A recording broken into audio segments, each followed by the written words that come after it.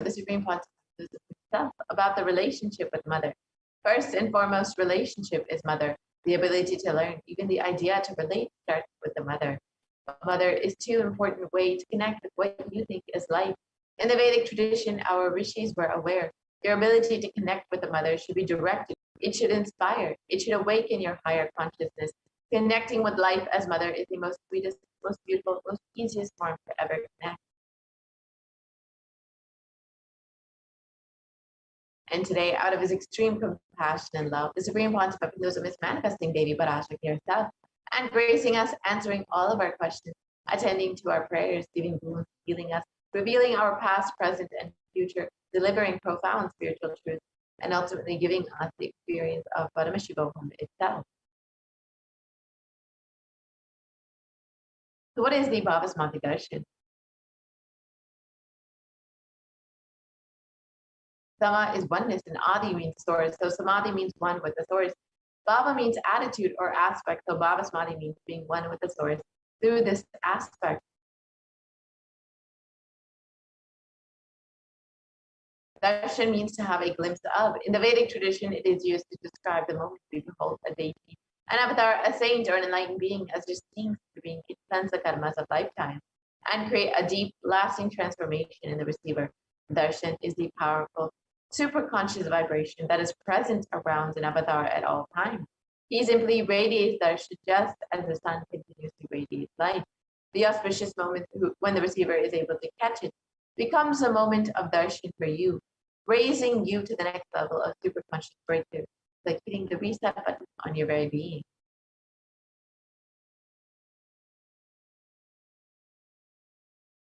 Let us understand the science behind the Bhavasmati Darshan. The first thing that you need to know is the divine cosmic beings are real.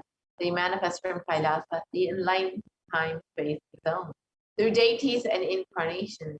And divine cosmic beings manifest through the Archavatara, the deities in temples, and through the Bhavasmati Darshans in the Nijavatara, the incarnation.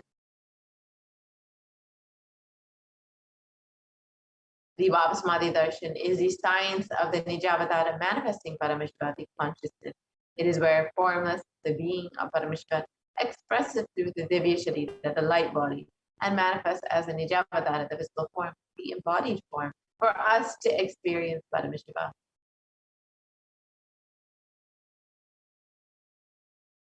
For example, Devi Parashakti expresses the being of Rajarajeshwari and manifests as the Nijavatara, the visible form of Devi Meenakshi.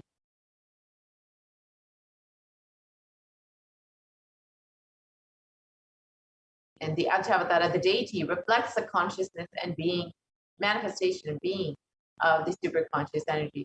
But human beings are not mature enough to receive these higher level experiences from the Archavatara directly. So the avatar, the physical embodied form, comes down to bridge the gap between us. And the Bhavasmati Darshan awakens your Kundalini Shakti, which is the latent potential energy in every human being. This influx of superconscious energy visibly slows down the aging process, improves immunity to disease, and during the darshan, the whole brain comes alive, turning into a superconductor of conscious energies that heals, empowers, and transforms our lives.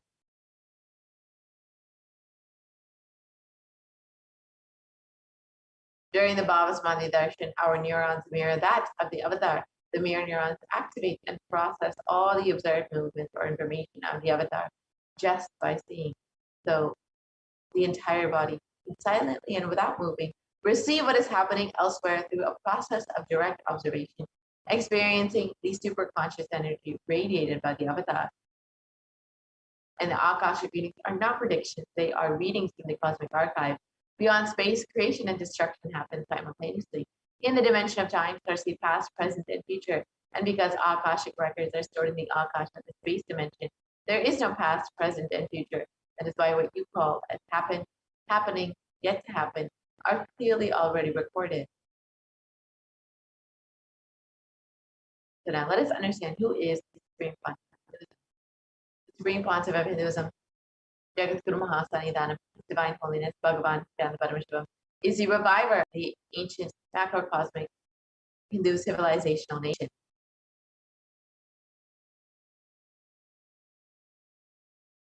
The Supreme Pontiff of Hinduism is the 1008th incarnation of Paramashiva, as per Hinduism, recognized by his predecessors who were enlightened masters and adepts. The Supreme Pontiff of Hinduism has made the science of power manifestation, yoga, and temple-based universities as a lifestyle for humanity.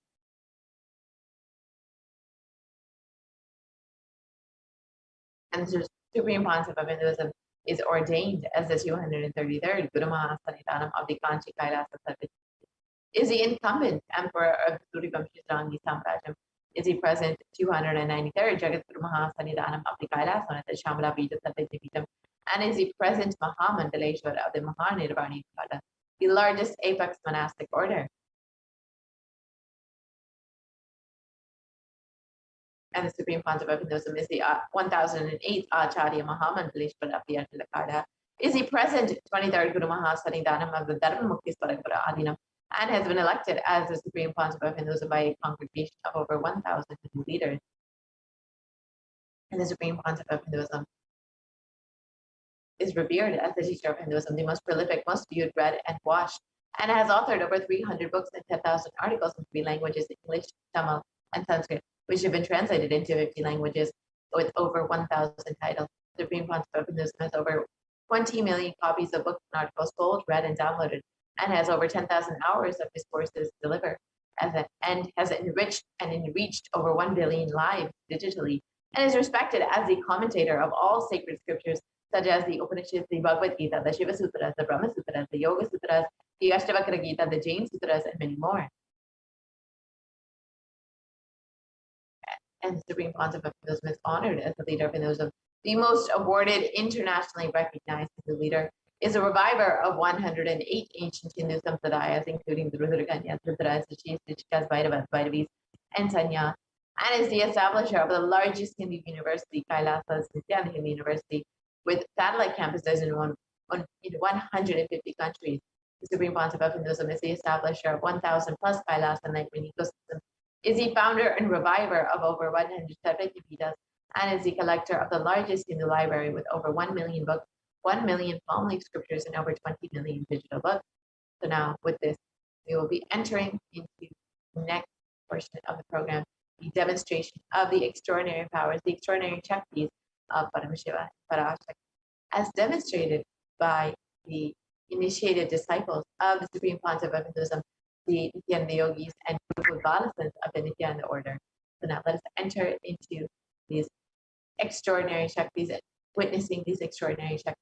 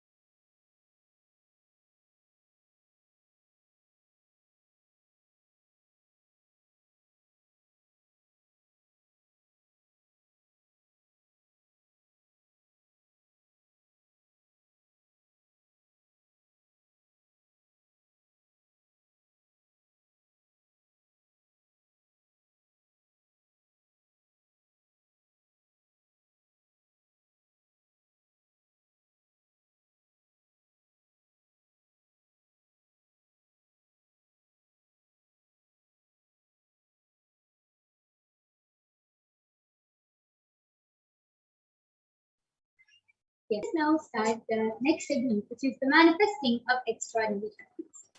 So, today, all of you will be witnessing the Balasins, the Nithyananda Yogis, the initiated disciples of the Supreme Pontiff of Hinduism, demonstrating the extraordinary powers of the third eye and sharing with all the experiences and results of the extraordinary manifestation of the divine powers awakened in us through Diksha, initiation. So, in today's program, all of you are going to be witnessing the power of third eye, which is seeing with the eyes blindfolded.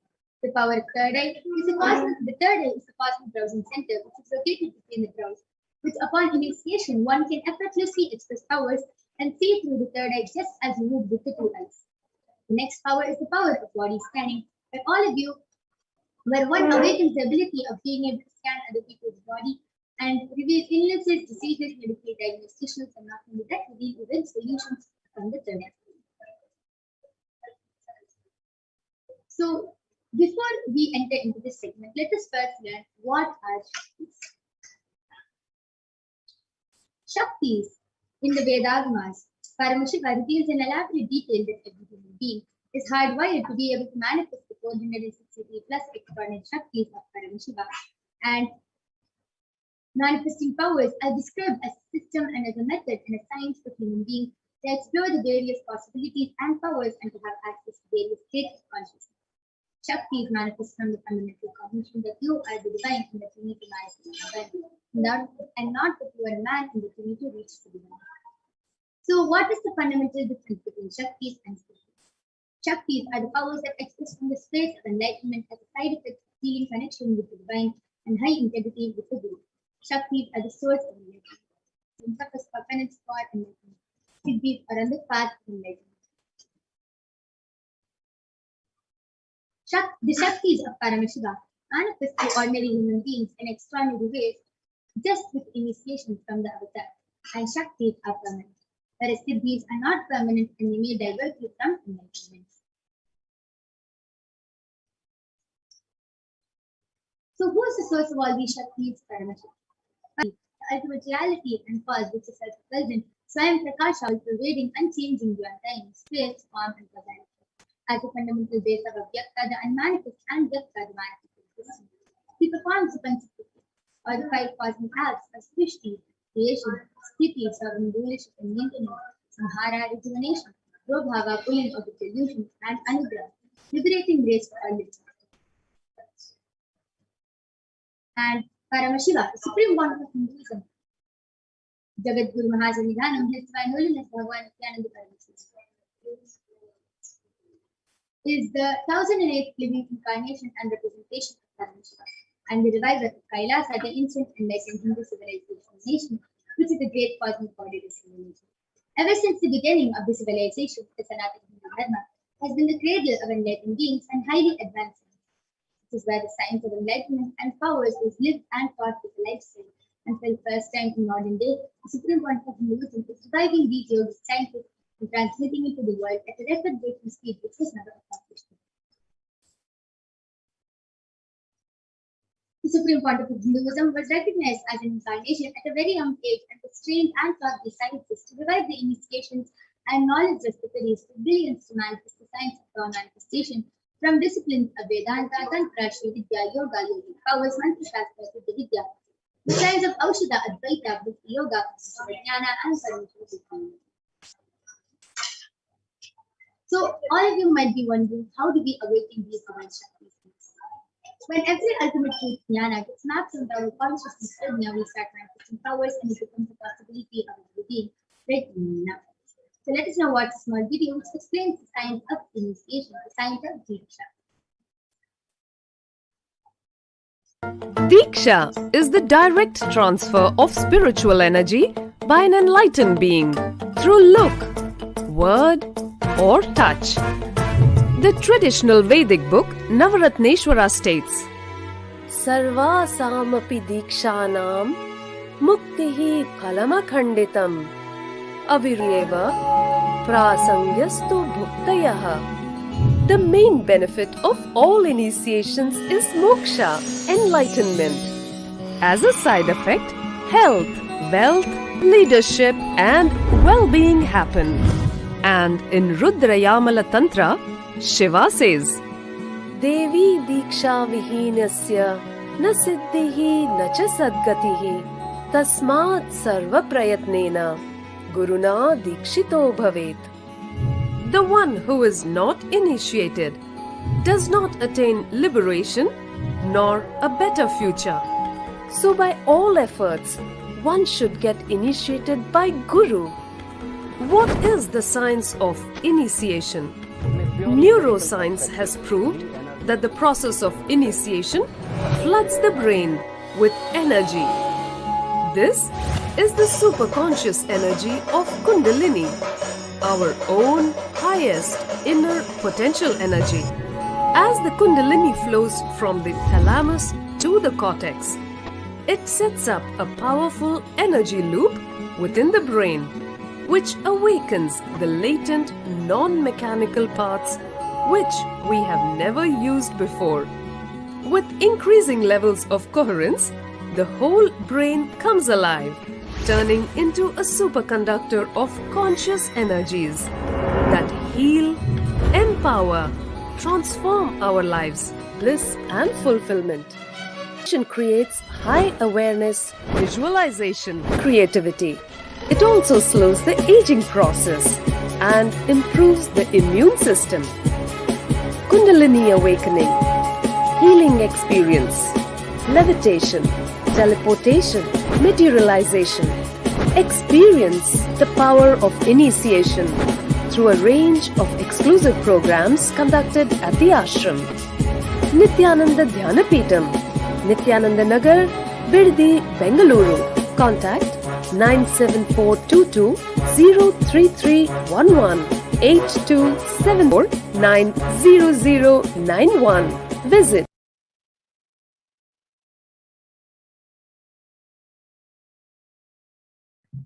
Yes, with a beautiful video, let us now understand how the science of power manifestation is authenticated through the four aspects of evidences or phenomena.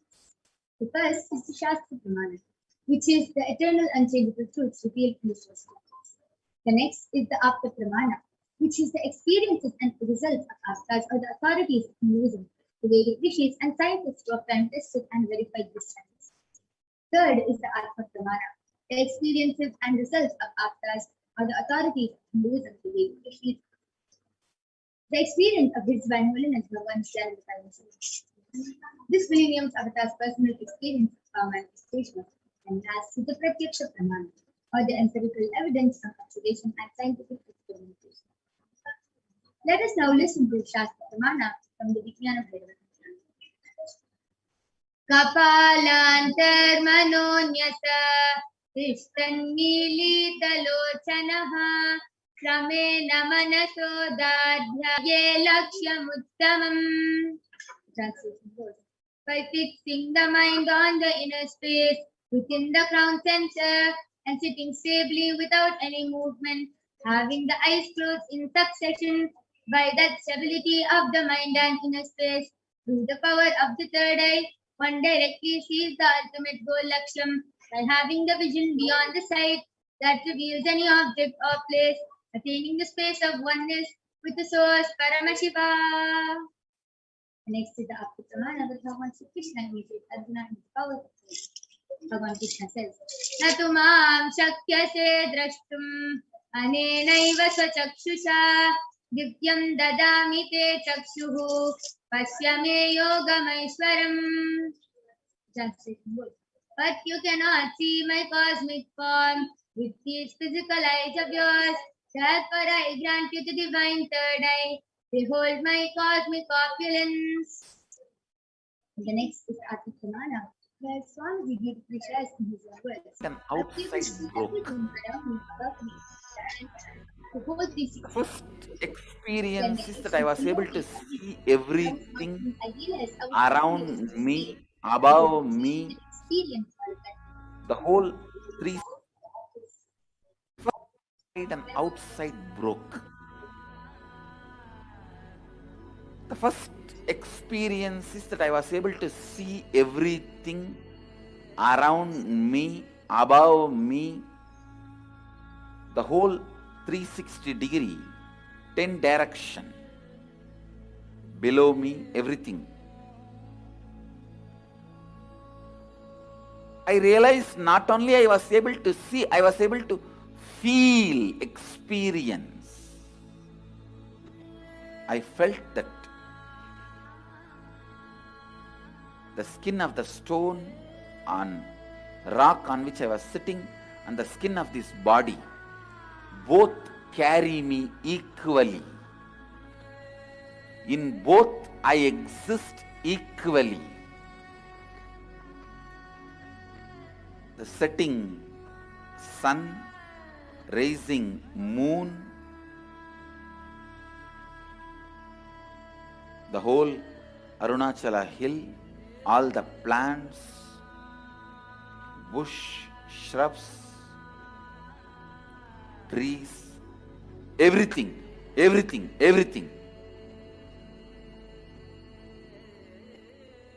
Just became so alive. The idea, something is inside,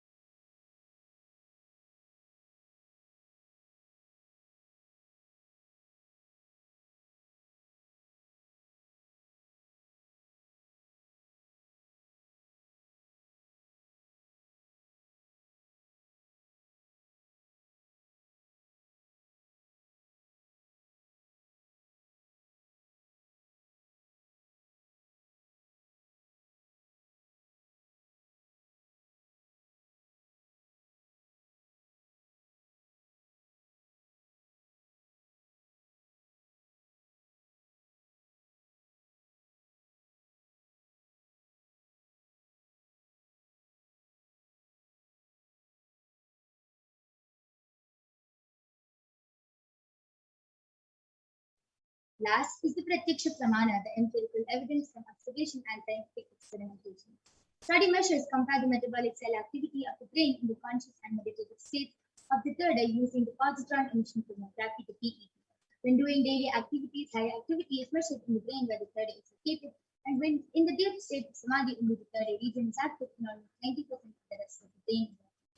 So let us now get ready to witness a very unique and exciting demonstration of the third eye, and we'll be back right after a short break.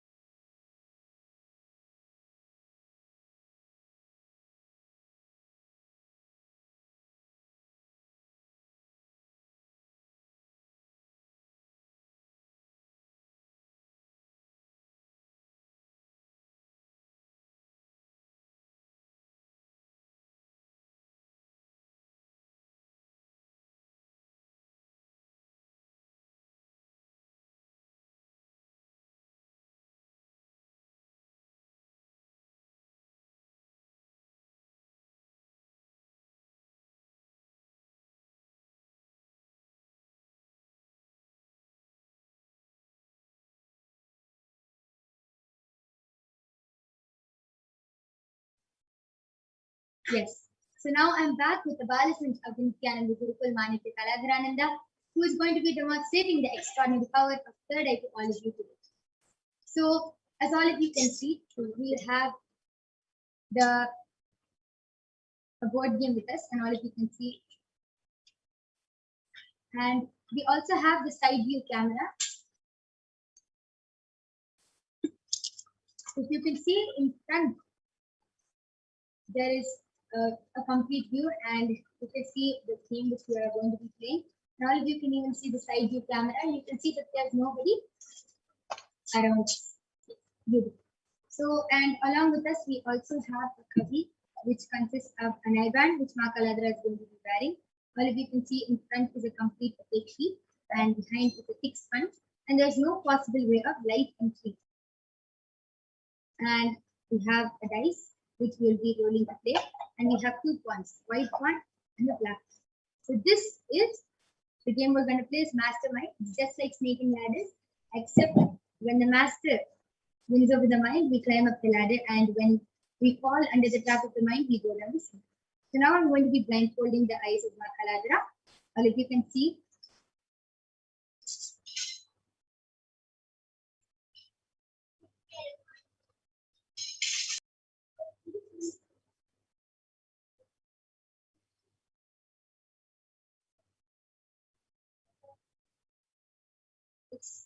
Ma Kaladhara, are you comfortable?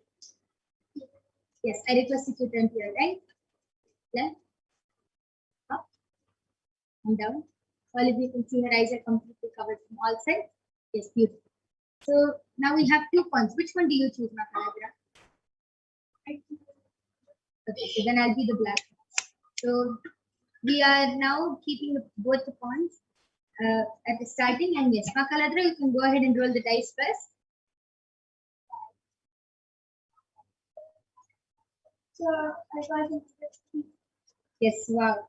Beautiful. All of you can see she correctly got the number 3. You can move 3 steps ahead.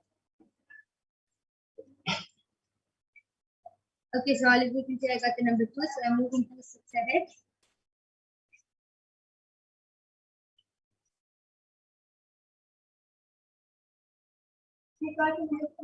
Wow. All of you can see. Okay, I got the number 4, and then move 4 steps ahead. Yes.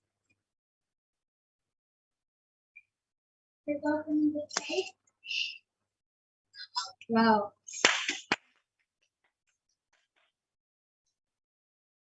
So currently, which number are you at, Ma Kaladhara? 10. Okay, beautiful. So I'm also going to go ahead and roll the dice. I again got the number 2, so I'm going 2 steps ahead. All of you can see that this whole game is just through the third eye. How Ma Kaladhara? Beautiful.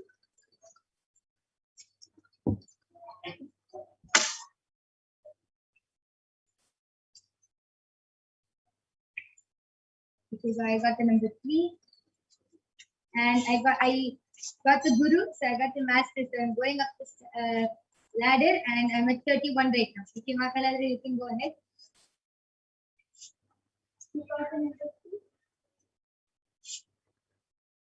3. Okay, so I also got the number 2. I'm going to go ahead.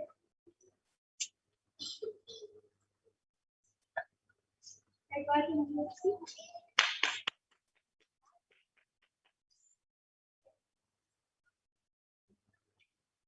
Okay, so I got the number 1, and I'm again with the master. So I go up the ladder, and I'm at 68 right now. Okay, Ma Kaladhara, come on.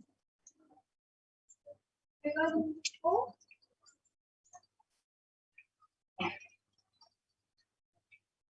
Okay, I got the number 6.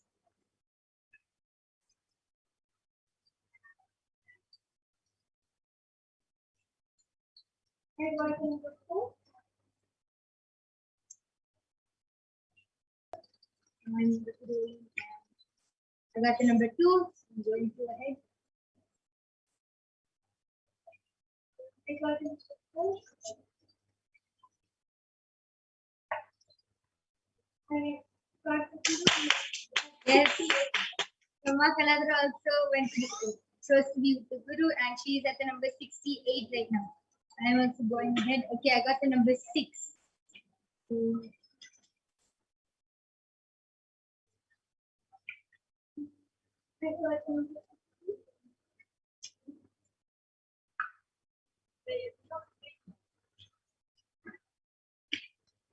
I again got the number 6.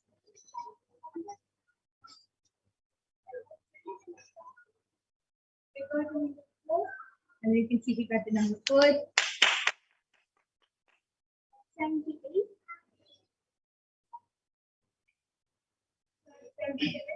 Yes, and I got the number 2, so I'm going to go ahead.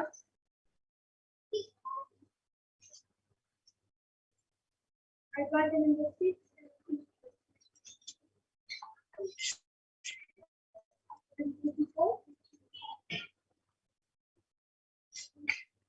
Okay, I got the number 5, so I'm going on. Kaladra.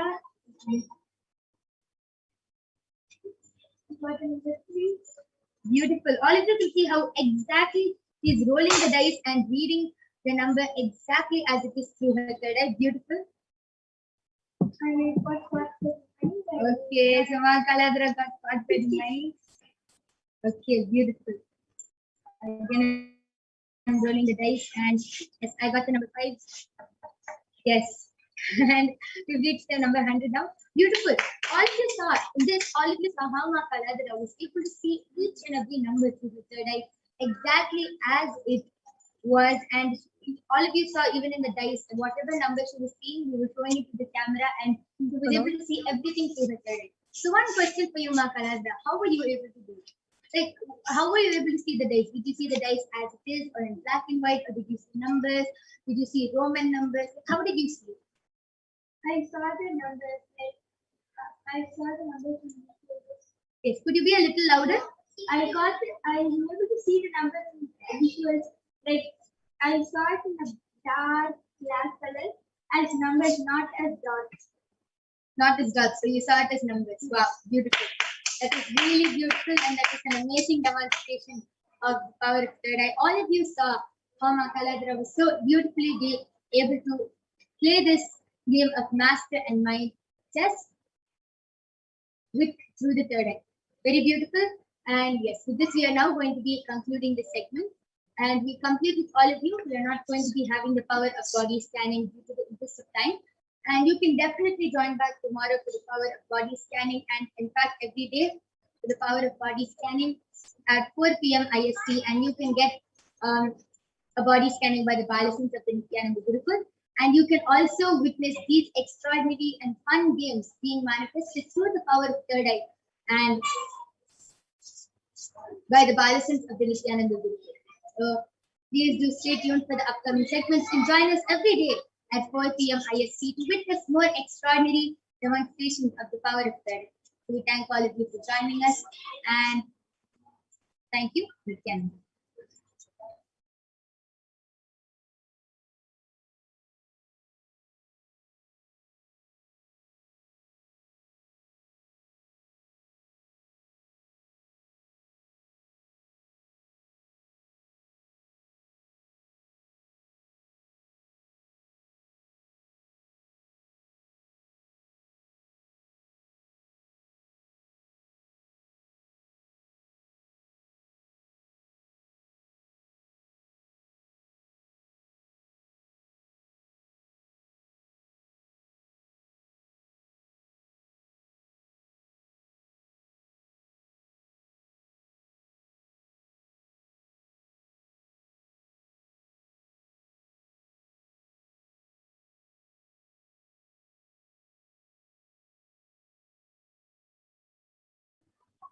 Yes, and just before we move on to the next segment, I'm going to be removing Ma Kaladra's eyeband. Yes, all of you can see it's completely intact. There's no difference, and in the eyeband there's no difference. It's completely the same. And yes, that is a very beautiful demonstration, Ma Kaladra. So we'll be moving on to the next segment in a few minutes. Yes, please stay tuned. Thank you.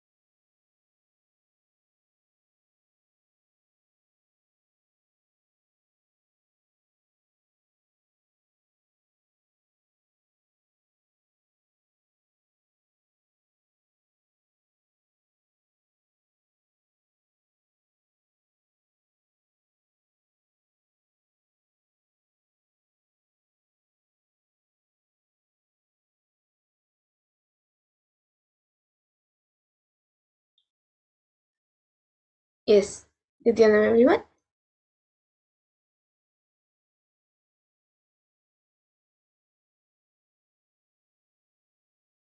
So now, after that wonderful demonstration of the powers of third eye that all of you just witnessed, let us now move to the next segment of this program where all of us will be learning more about Devi Parashakti, the divine feminine consciousness.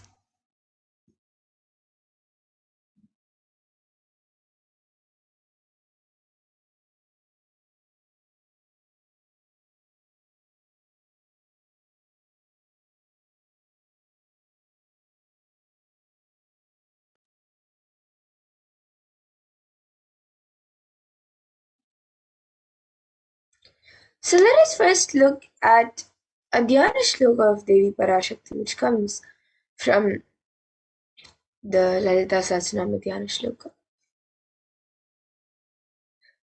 सिन्दूरारुणविग्रहां त्रिनयनां माणिक्यमौलिस्फुरत् तारानायकशेखरां स्मितमुखीं मापीनवक्षोरुहाम्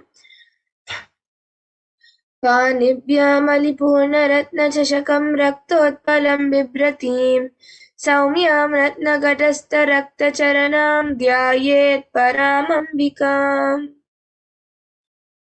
And the translation for this verse is, the Divine Mother is to be meditated upon, as shining in a vermilion red body, with triple eyes sporting a crown of rubies studded with the crescent moon, a face all smiles, a splendid bust, one hand holding a jewel cup brimming with mead, and the other twirling a red lotus.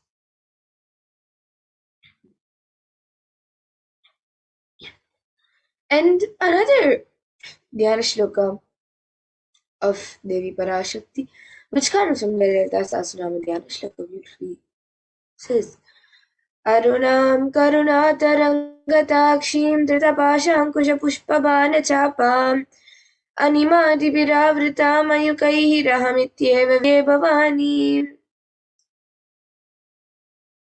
And the translation for this verse is, I meditate on the great Empress. She is red in color and her eyes are full of compassion. She holds the noose, the gourd, the bow, and the flowery arrow in her hands. She is surrounded on all sides by powers such as Anima for rays, and she is the self within me.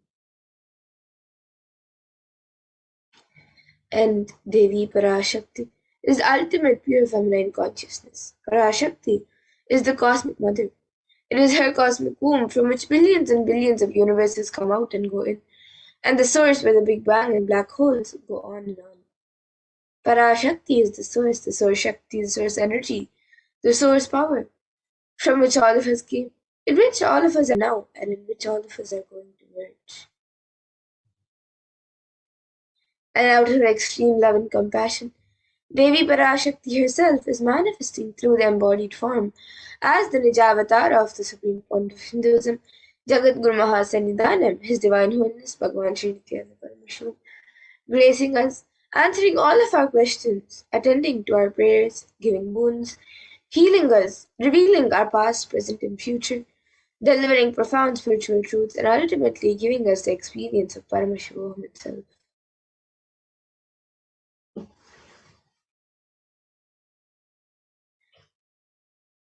And Devi Parashakti beautifully says, raising as Omkara, expressing as Vedas and Agmas, blossomed as Shrimkara, filled as Parashodasi, living in 40 triangles, the Kailasha Swamini who's in Kailasha, Sri Parachintamani, Parashodasi, sitting as part of Paramashiva, Parameshwari, who rules the world, Paramashakti, Manonmani, Meenakshi, as Nithyananda I took Nijavatara here, to give good boons to everyone, to bestow all goodness.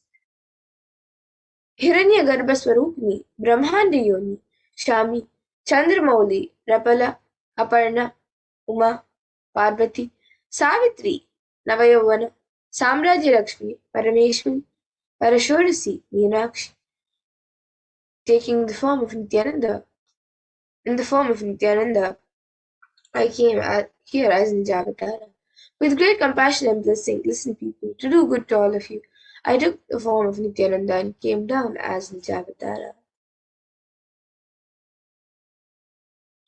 And Devi Parashakti continues to reveal, raising in Omkara, blossoming as Shiva, Shiva manifesting as source of existence, powers of existence, expression of existence, from the oneness of Om, blossoming into two as Prakriti and Purusha, blossoming as three Shaktis, Icha, Kriya, and Jnana, growing as four Vedas, expanding as five Panchabhutas, beyond six chakras, filled as Gotras of seven rishis, expanding as eight directions, existing as nine grahas, blossoming as ten indriyas, being as 11 rudras, creating all the worlds, bringing life to tell and make truth blossom and to do good.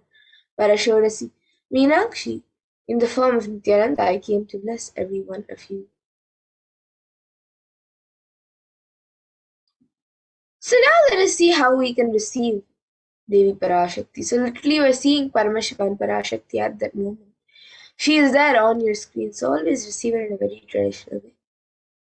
You can keep two beet leaves, one banana, one beetlet, and a coin in front of the screen as you watch Devi Parashakti.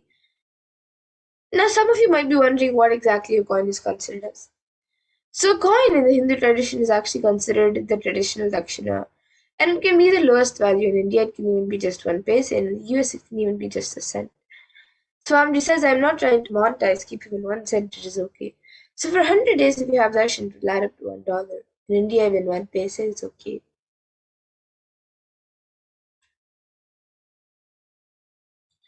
And you can offer that to Devi Parashakti.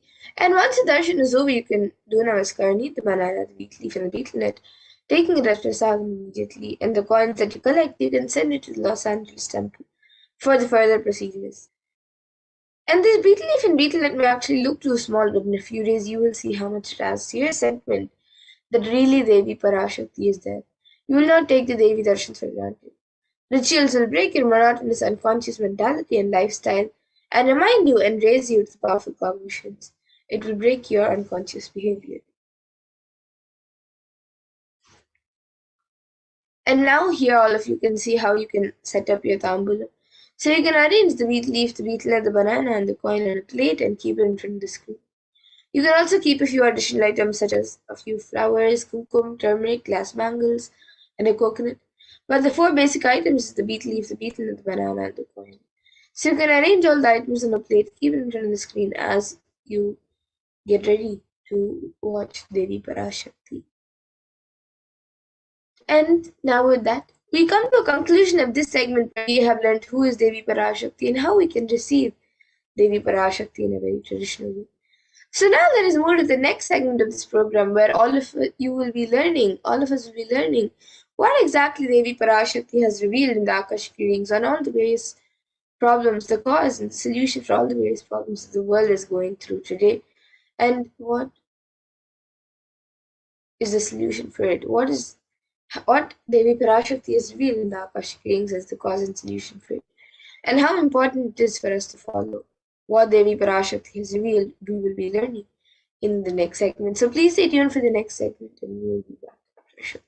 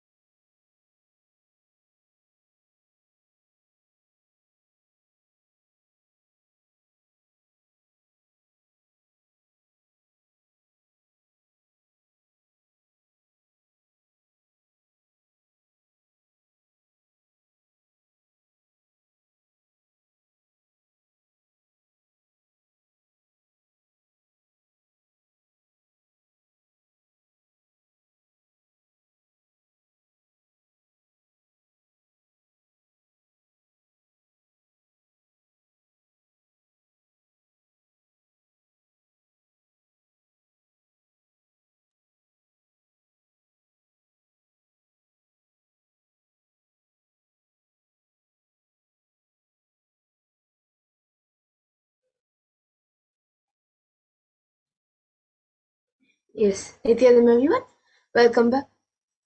So now, in this next segment, we will be learning about what Devi Parashakti has revealed in the Akashic readings about the Padayatra.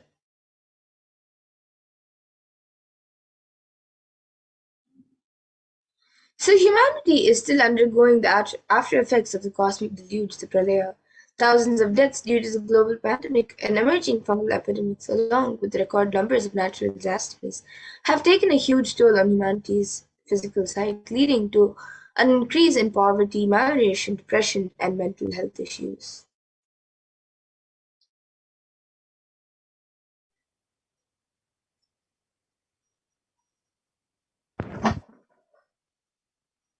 So what has caused this? Who is behind this? How could we have avoided this? What is the solution to this? In this segment, let us go through and understand what Devi Parashakti has revealed on the cause and solution for the Pralaya.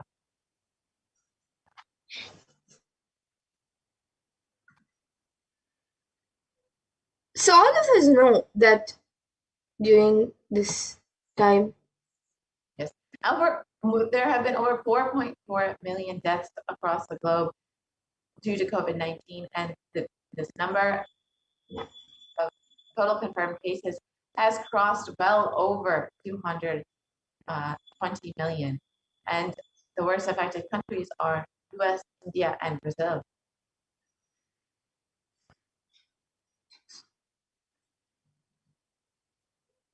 and the number of COVID-19 in India itself, in India alone, the number of COVID cases is 29 million plus, 29 million plus, and the number of COVID deaths is 374, much more than 374,000 right now.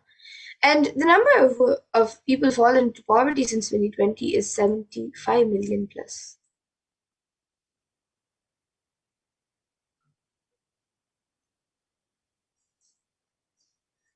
And it is not just that India is suffering from the COVID-19 pandemic. India is also suffering from an ongoing suicide and depression epidemic. India is considered to be the sixth most depressed country in the world, with 6.5% of the population suffering from some form of mental illness, and with a suicide rate of 10.9 for every 1 lakh people. And the average suicide rate in India is highest among the age group of 15 to 24-year-olds.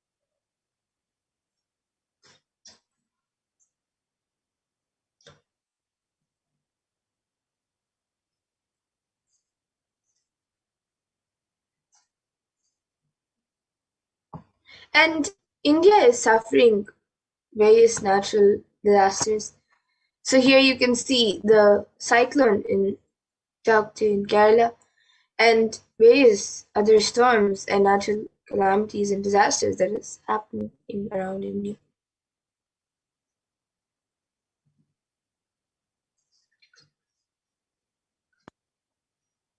So how could we have prevented this?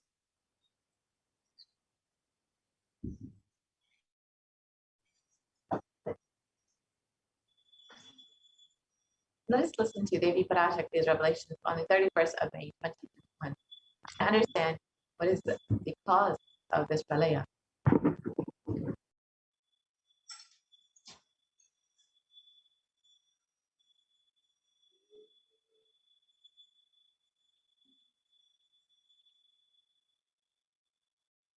இரண்டாயிரத்திருபத்திரண்டு வரை India செல்ல வேண்டாம், நன்றாய் தெரிந்துகொள், சொல்வதைப் புரிந்துகொள். இந்த பெருநரகமான கிருமி போஜனம் இந்தியாவிற்குள் வரக்கூடாது என்பதற்காக 2020 பாரதம் முழுவதும் 12 ஜோதிர்லிங்கமும் பாத யாத்திரை செய்திடவே என் மகன் மூலமாய் திட்டமிட்டிருந்தேன். படுபாவிகள் ஓடத்தின் மாலுமியை ஊர்விட்டு துரத்தினார்கள். என்ன நடக்கிறதென்று பார்.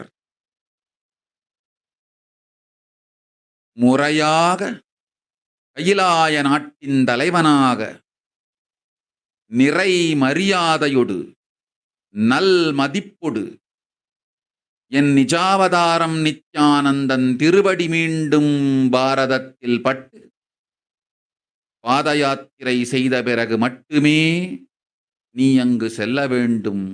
அதுவரை உன்னை காத்து செல்லாதே. ஓம் ஓம் ஓம்.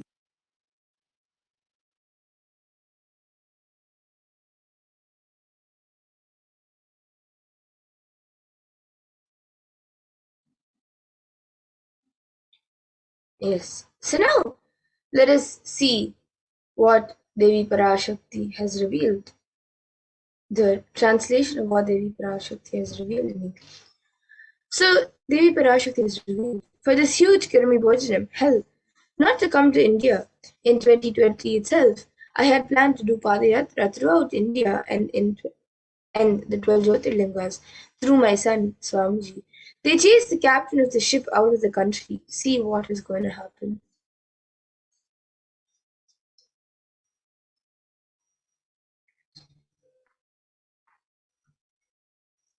So now, let us watch a video where the Supreme Point of Hinduism revealed the vision of the Padayatra in 2017 itself.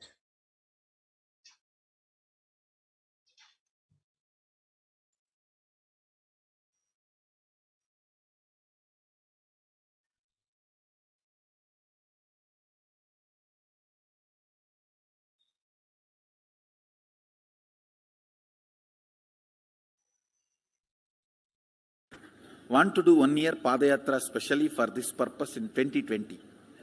2020, planning for a full year. I'm going to walk from Rameshwaram to Amarnath. 1 year with 10,000 people, just walking all over India to spend time with people. 2020, there will not be any program other than Padayatra and just spending time with people. Just walking. Of course, 10,000 people will be walking with me. Maybe 200 vehicles to carry our food and all the other items, transportation. Enjoying the river banks, forests, and time with nature. 10,000 people manifesting powers. Walking from village to village. What do you think will happen?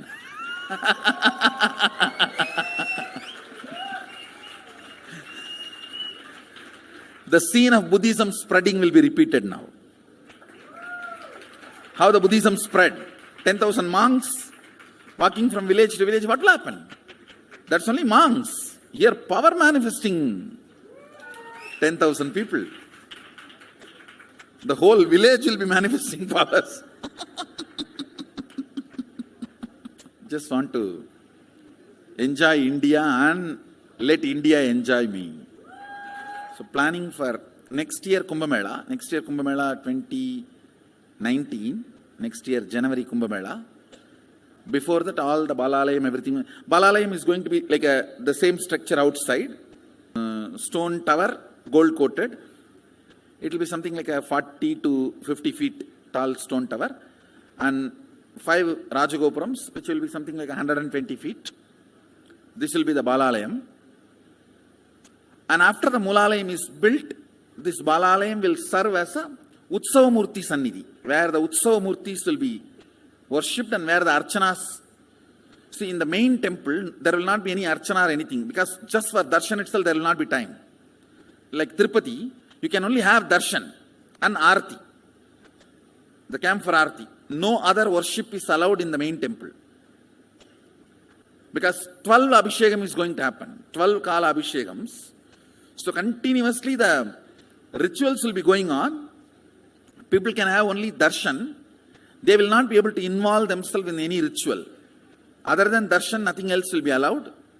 So all the archana, all the other offerings, like people will offer the archanas and other, everything will be done to the Utsava Murti, which will be kept in the Balalayam, the present Balalayam, present structure. So people can spend time here. That will be more like a main darshan. This will be like energy darshan, where you can give letter, get response. So by next year, the Balalayam will be ready. So 2019 full year, I will be conducting the programs and everything. 2020 will be the one full year Padayatra, walking. From next year, Jayanti, means 2019's Jayanti to 2020's Jayanti. Full year, Jayanti to Jayanti will be Padayatra. Before that, we will make 10,000 people power manifestors. It will be sannyasi, brahmachari, grihastha, all put together. 10,000 people will be walking. What a scene it will be.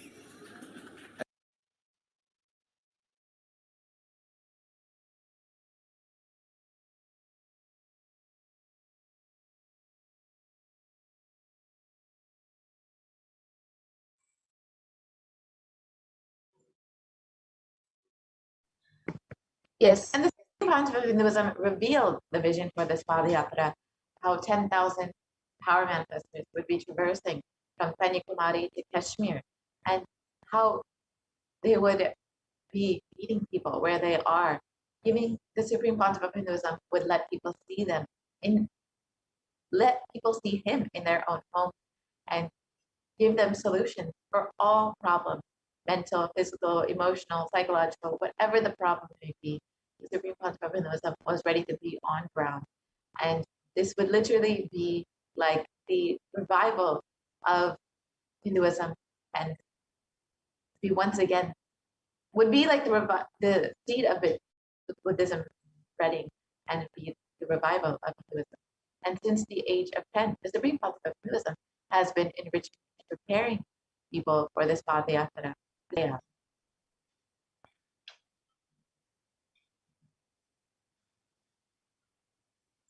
And from that age, the Supreme Point of Hinduism has been enriching and initiating masses into enlightenment through his powerful discourses, initiations, and darshans.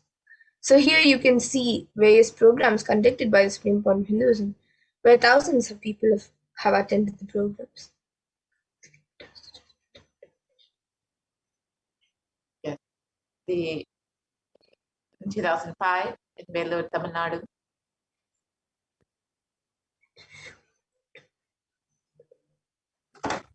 And here you can see the program in Rasipuram, Tamil Nadu.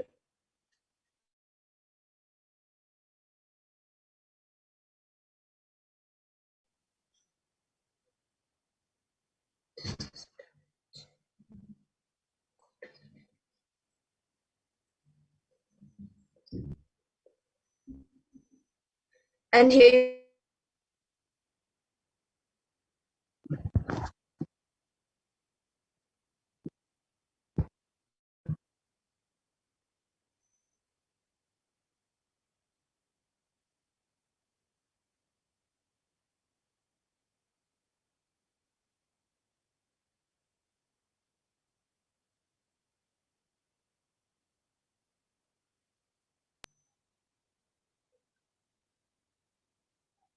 yes, we apologize for the technical glitch.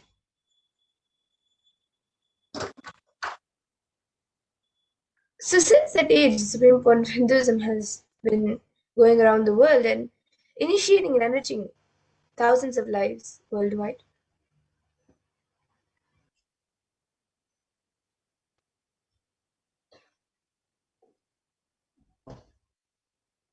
And here you can see the Nithyananda program. And then the birthday celebrations at Tirunelveli.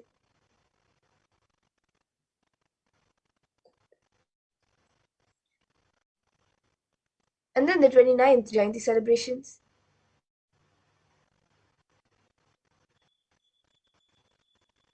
And then the Jayanti celebrations where Swamiji was addressing a school in Tirunelveli. And then the Nithyananda Spurna program.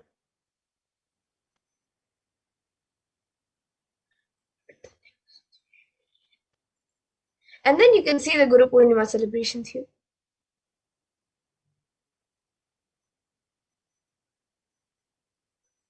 And then the Bhakti Spurna program.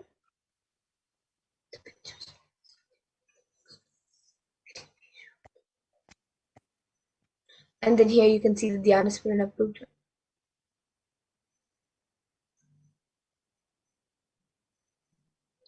And then the Little Anandas program where Swamiji conducted a program for kids. And then you can see the Saptayaham, which was conducted by Swamiji in Salem, Tamil Nadu in 2006. And a few more pictures of that.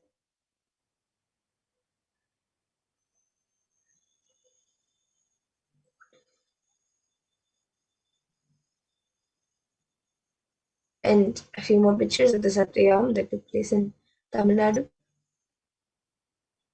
And the culturals, the traditional arts performances that happened in Salem. And here you can see the Nithyananda Smarana program in the Adi Kailas Nithyananda Sarvagni Peeth. And then the Nithyananda Smarana program in Tamil Nadu, Salem.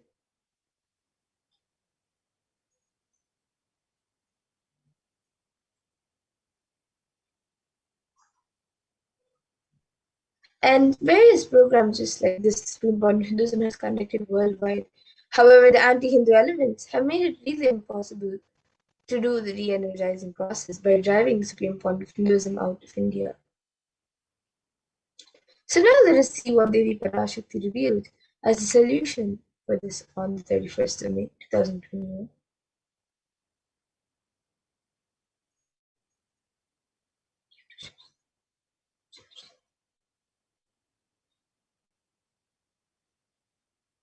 இரண்டாயிரத்திருபத்திரண்டு வரை India செல்ல வேண்டாமா என்று கேட்கின்றாய். நன்றாய்த் தெரிந்துகொள், சொல்வதைப் புரிந்துகொள். இந்த பெருநரகமான கிருமி போஜனம்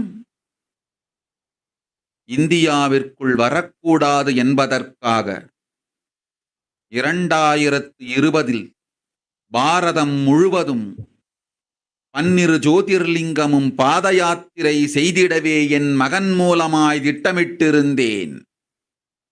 படுபாவிகள் ஓடத்தின் மாலுமியை ஊர்விட்டு துரத்தினார்கள். என்ன நடக்கிறதென்று பார். முறையாக கைலாய நாட்டின் தலைவனாக இறை மரியாதையொடு நல் மதிப்பொடு என் நிஜாவதாரம் நித்யானந்தன் திருவடி மீண்டும் பாரதத்தில் பட்டு பாத யாத்திரை செய்த பிறகு மட்டுமே நீ அங்கு செல்ல வேண்டும். அதுவரை உன்னை காத்து செல்லாதே. ஓம் ஓம் ஓம்.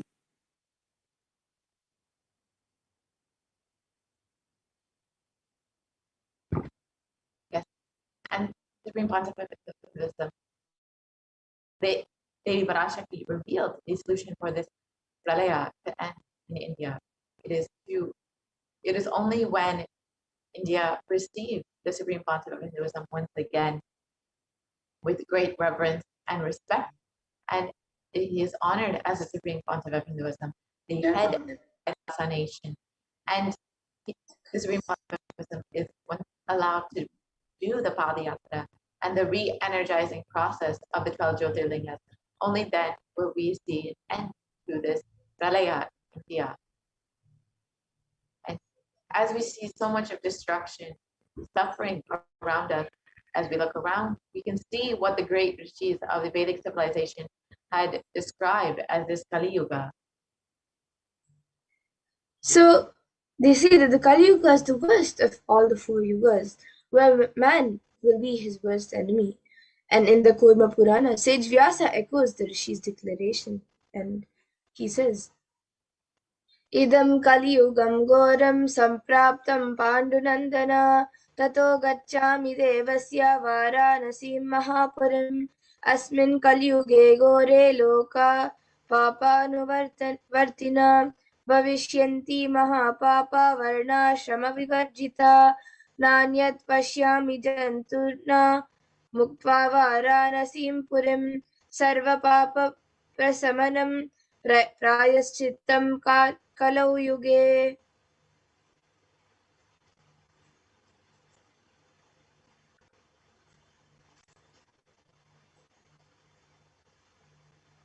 And the translation of this verse, this Kali Yuga is the worst of the 4 yugas in all the ages. People are sinful and forget the dharma of the 4 varanas and the 4 ashramas. In fact, men are so sinful that no prescribed penance atones for their great sins. The only place which is free from such sins is the great sacred city of Varanasi, the Mahapuri.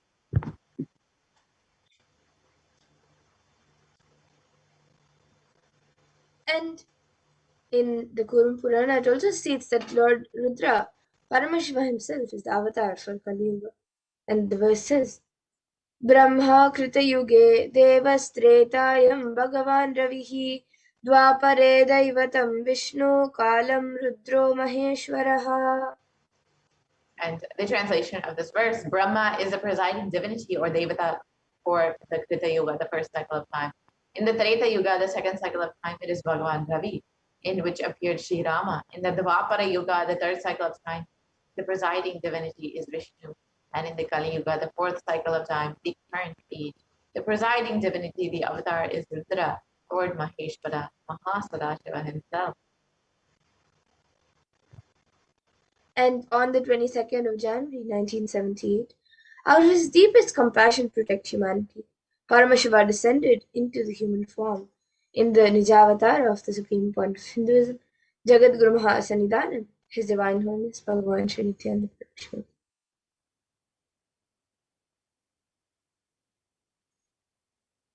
In the words of if Supreme Pontiff of Hinduism, if Paramashiva had waited even one more year to take a human body, it would have been too late for humanity.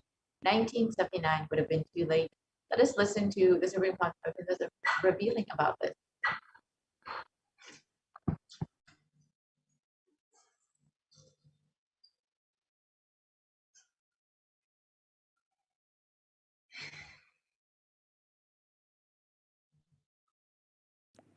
And I tell you, O Hindus, don't be afraid. I am back with the same signs. We are going to be rich.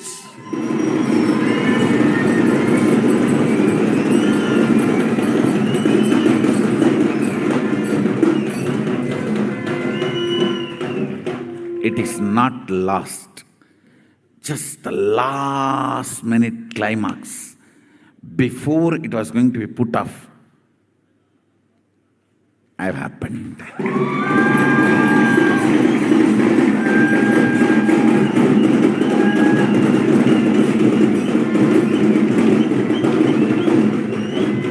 (1917) would have been late. 1978. If I had time, I would have sent only ambassadors. Because no time, I have to get up and come directly.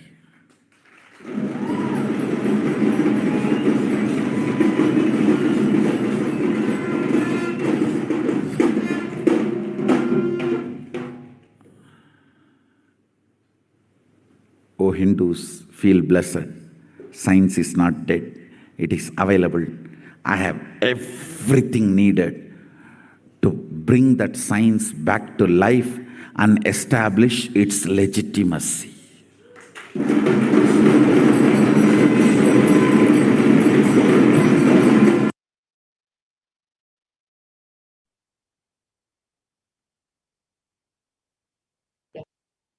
The Avatar's advent on planet Earth was to protect the world from this great cosmic deluge, to bring the new age, the Sat Yuga. Let's now watch Supreme Pontiff of Hinduism, Devi Parashakti, revealing about this.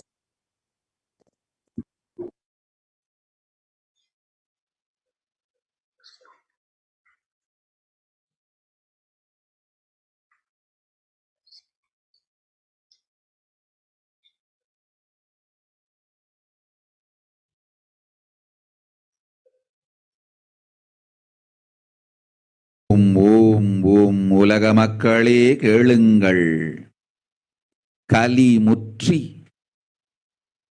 கலி கழிந்து புதுயுகம் சத்தியயுகம் புறப்பட வேண்டிய காலம் வந்ததனால் வந்திருக்கின்றது இந்த பெரும் பிரளயம்.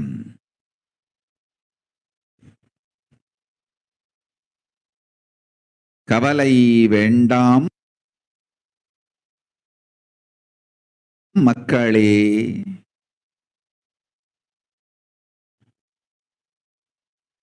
நித்யானந்தன் வடிவம் தாங்கி நாமே இங்கு வந்திருக்கின்றோம்.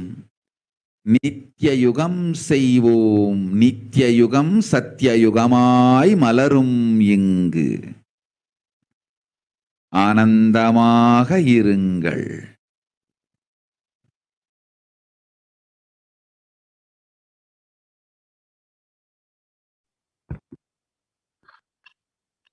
Just look at the translation of Devi Parashakti's revelation.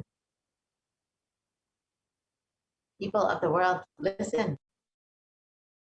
Kali Yuga has matured, and over time it has come for Satya Yuga to happen.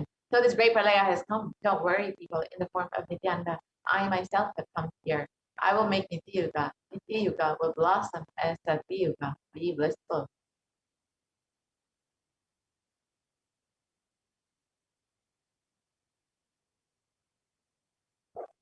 For this huge hell Kirimi Bojam not to come to India 2020, I plan to do the Padayatra throughout India in the 12 Jyotirlingas through my son Swamiji. And the Supreme Pontiff of Hinduism has been preparing for this Padayatra to protect humanity from the age of 10.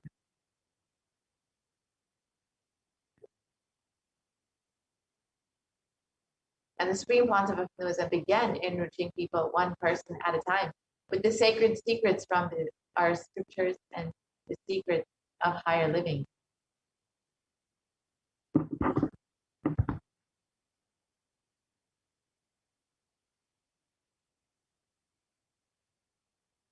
And even as the Supreme Pontiff of Hinduism was just a teenager, all his classmates remember the yatra where the Supreme Pontiff of Hinduism led them from Guriyatam, Tamil Nadu to Tiruvannamalai, the birthplace of the Supreme Pontiff of Hinduism, and a huge pilgrimage site.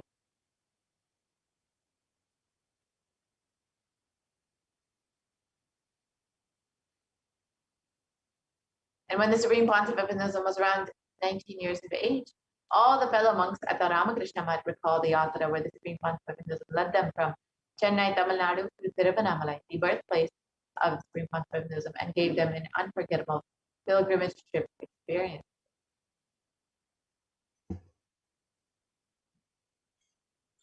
And the Supreme Pontiff of Hinduism continued walking the length and breadth of India, reaching more and more people and preparing each one until the Supreme Pontiff of Hinduism founded the international mission, the Nityananda Sangha, to revive Kailasa internationally on the 31st of December 1999. And Supreme Pontiff of Hinduism established the very first Kailasa alignment ecosystem in Tiruchendur, Tamil Nadu, South India, on the 14th of April 2001.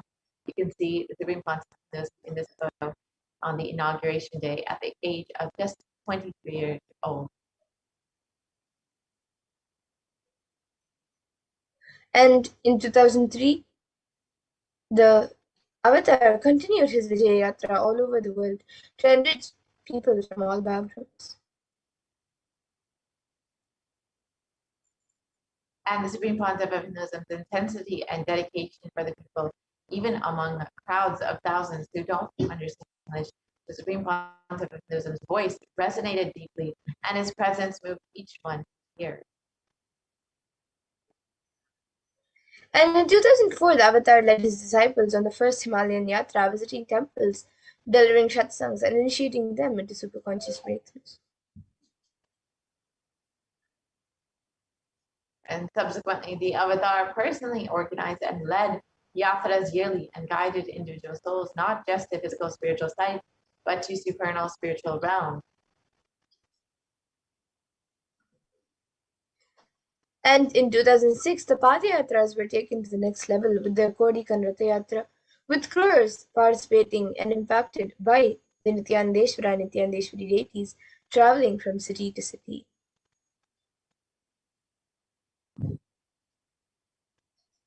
So now let us watch a short clip of this Kodikan Ratha Yatra in 2006.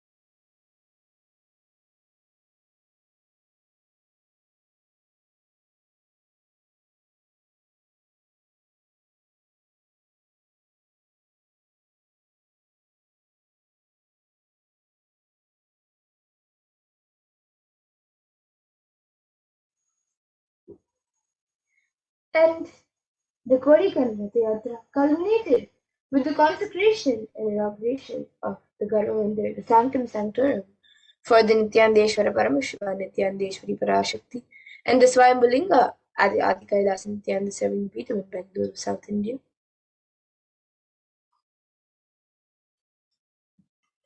And the deities were energized as Archavataras to radiate the energy of Paramashiva and Parashakti to create the Adi Kailas Peetham as a ship to save humanity from the upcoming Pralaya. And the Supreme Point of Hinduism created innumerable spiritual energy centers in India as safe havens during the Great Deluge. So here you can see pictures of the Kailas and Tiruchenkoil, the Adi Kailash Sarvapita in Bangalore, and the Kailas in Hyderabad. And in 2008, the Avatar also created and energized the Nithyananda Vaidya Sarovar, the Ananda Linga, which will protect anyone who bathes in its waters from the deadly COVID-19 disease. So now let us watch a short video of the Abhishekam happening to the Linga in Vaidya Sarovar, the Ananda Linga.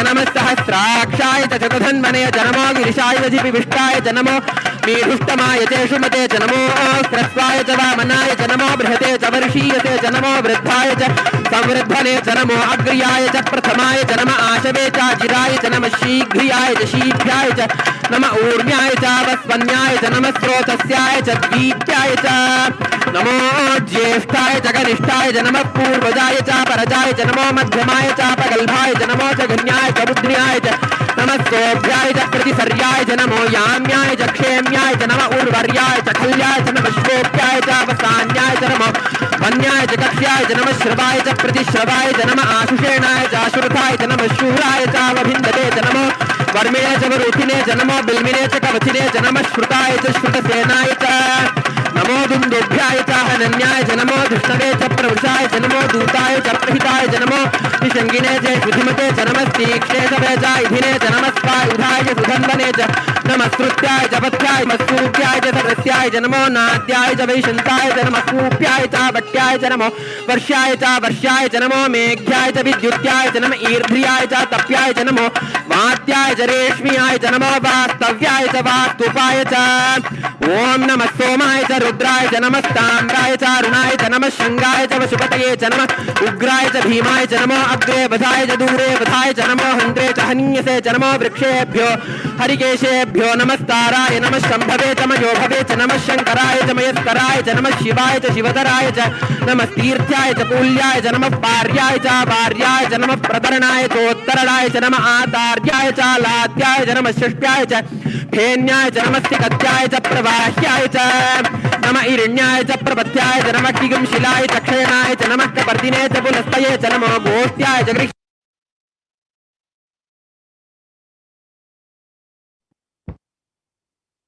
And in 2009, the Avatar held another Gaurikan Ratha Yatra and garnered international attention, creating a movement where lakhs of Hindus once again embraced Hinduism.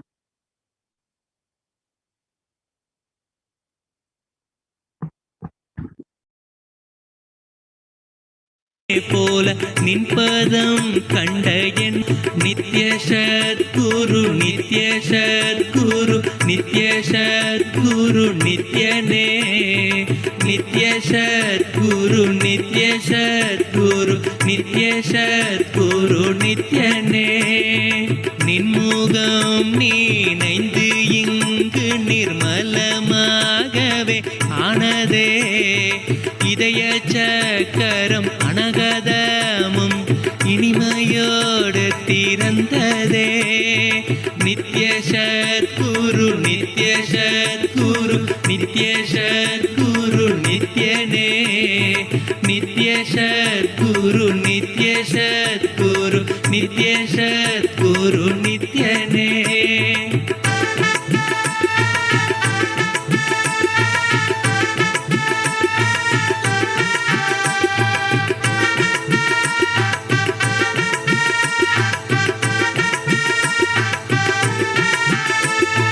மற்றவர் கண்டு மறைகள் எல்லாம் கழன்று விசுத்தி அதுவும் அசுத்தியாய் பொறாமையோடிங்கு ஏக்கத்தோடப்பா புண்ணியம் எல்லாம் போனதே எரிந்தவாயிரும் ஏக்கமும் சேர்த்து விசுத்தி அசுத்தியானதே விசுத்தியை தீர்க்க விமலனின் பதம் விரைந்து இங்கு வரவேணுமே நித்ய சத்குரு நித்ய சத்குரு நித்ய சத்குரு நித்யனே நித்ய சத்குரு நித்ய சத்குரு நித்ய சத்குரு நித்யனே ஆமை பூகுந்த எண்ணகந்தினை பொறாமை பூகாது காக்கவே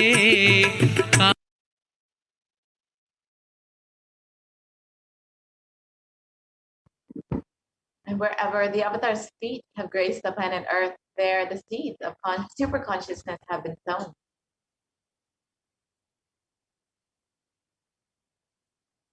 With 1,000 plus Kailasa enlightenment ecosystem around the world, over 1 billion people have been enriched and enriched by the Avatar.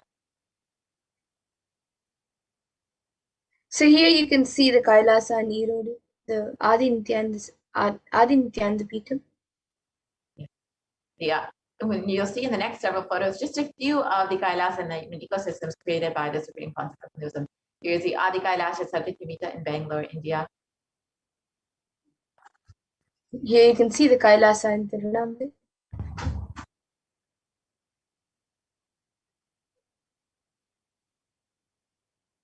The Kailasa in Columbus, Ohio. And here you can see a few more pictures from Kailasa in Columbus, Ohio, established in 2007. The Kailasa in Los Angeles.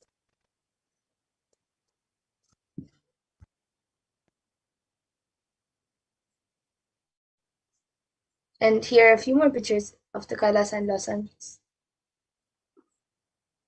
the Kailasa in San Jose,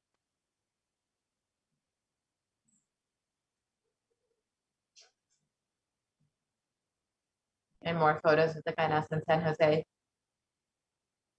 And here you can see the Kailasa in Seattle, USA, established in 2008. And the Kailasa in Seattle, Washington, more photos.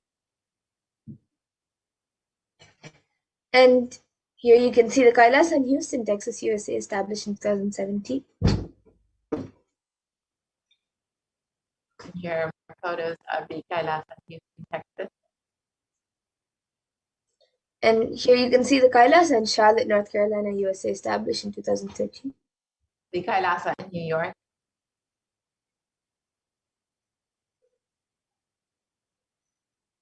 Here you can see the Kailasa in Washington, D.C.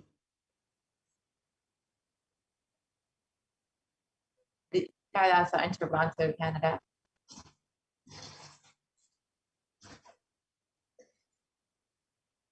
City, Oklahoma, USA, established in 2007.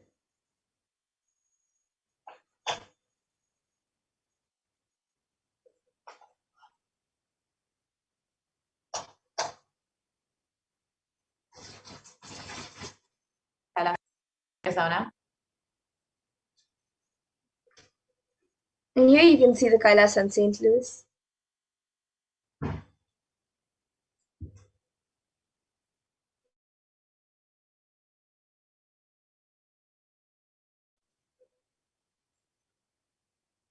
And the Kailasa in Oman.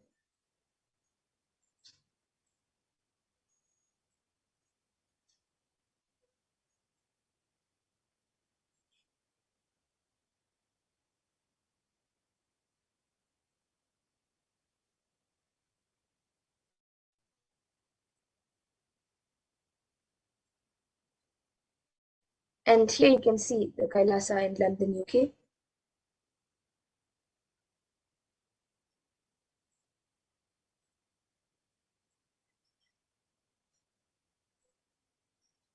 The Kailasa in London, UK.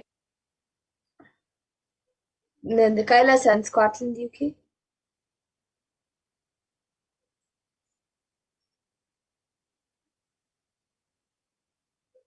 The Kailasa in the Netherlands. And here you can see the Kailasa in Slovakia. The Kailasa in Belgium.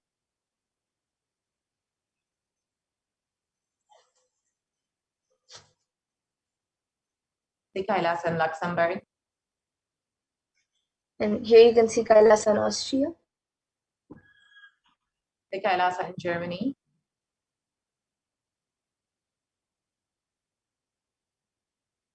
And here you can see the Kailasa in Italy. The Kailasa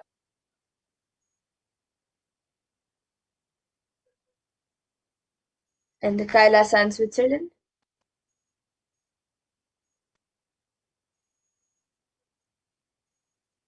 The Kailasa in Switzerland.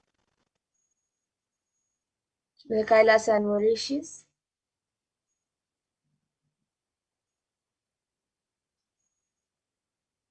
The Kailasa in Mauritius.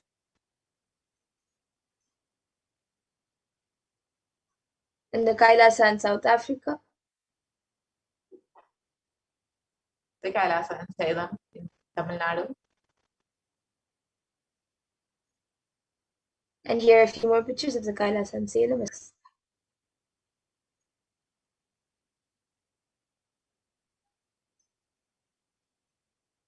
The Kailasa in Hosur. And the Kailasa in Putnam.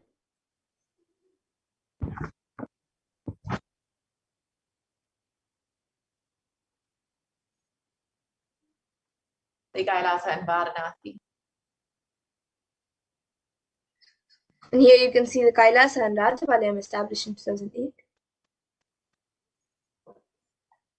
The Kailasa in Rajapalayam.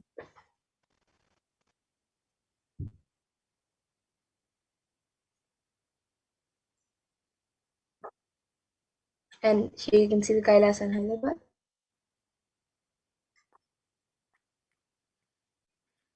the Kailasa in Hyderabad. Here you can see the Kailasa in Gujarat.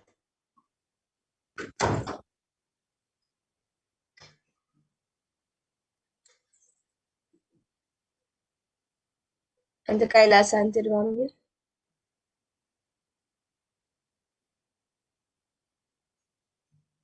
The Kailasa in Alamkulam.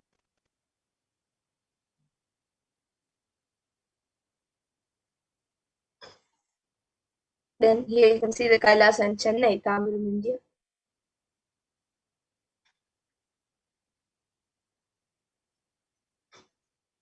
The Kailasa in Tambaram, Chennai. The Kailasa in Avadi, Chennai.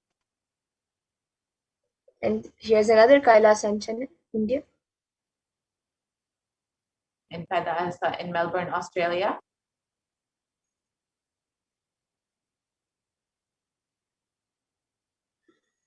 And here you can see the Kailasa in New Zealand.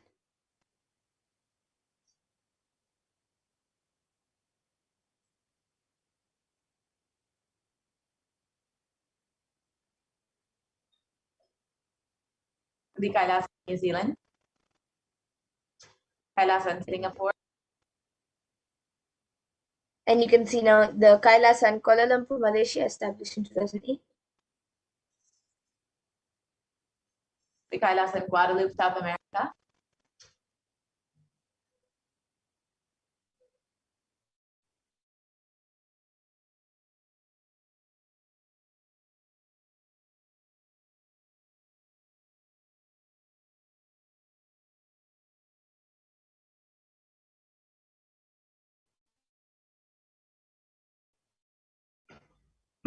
Yes.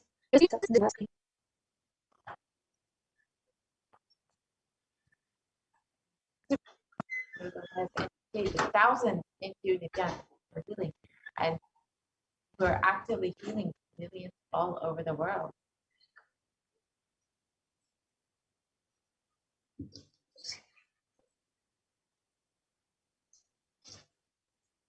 And 2,500 plus satsang centers and Padaka mandirs and home temples operate around the world as de facto spiritual embassies of Kailasa.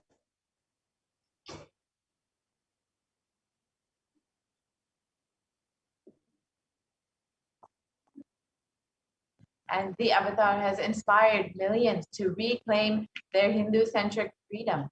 Thousands of padayatras were conducted by the Hindu diaspora worldwide, honoring the hard work of the Supreme Concept and the revival of Kailasa, silently preparing each one for what was to come.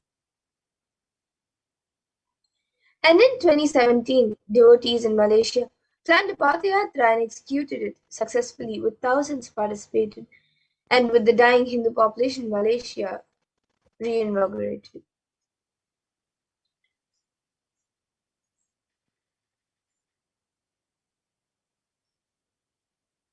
And for every major festival, devotees from all over the world have performed the Padayatra out of their sincere devotion and love for the avatar.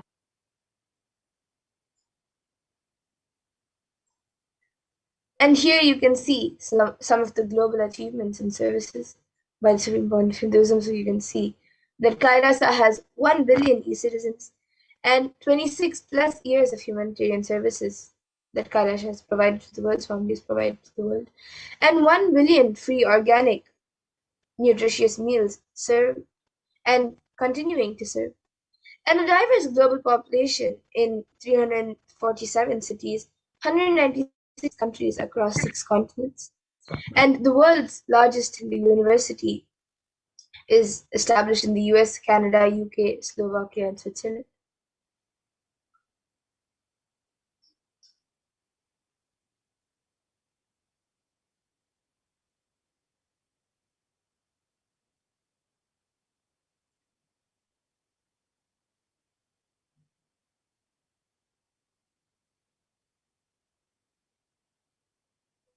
And Kailasa is the world's greatest digital donation with over 1 billion views. And you can connect with us on various social media platforms, including Twitter, Facebook, Instagram, YouTube, and many more. And you can also visit our websites, kailasa.org, nithyananda.org, Nithyananda Hindu University.org, Kailasa TV, Nithyananda TV. And of course, you can always download the Enlighten app and constantly stay in the space of enlightenment and the teachings of the Supreme Pontificate of Buddhism. And despite being chased out of India, the Supreme Pontificate of Buddhism has continuously been protecting people during this Pralayas, during this time when so much of destruction, so much of suffering is going on, whether it's with the Paramashivoham program or all the various Kailasa enlightenment ecosystems created for the sake of creating this environment where people can be experiencing the teachings of Hinduism. And if you would like to sign up for any of these opportunities, any of these programs, initiatives created by the Supreme Pontificate of Buddhism, you can visit kailasa.org and become an e-Kailashian today. You can sign up for the Paramashivoham program, the 60-day program, which has been going on non-stop since the beginning of this Pralaya, since the beginning of this pandemic. In order to protect humanity, you can visit paramashivoham.org, sign up today. And the Supreme Pontificate of Buddhism has been continuously, tirelessly working, has enriched over 1 billion e-citizens worldwide. And if you would like to also become an e-citizen, you can visit kailasa.org. With this, we will be concluding this portion of the program, and we will be entering into the next, understanding some of the various offerings that we can make to Devi Parashakti and how we can connect with Devi Parashakti through these various offerings.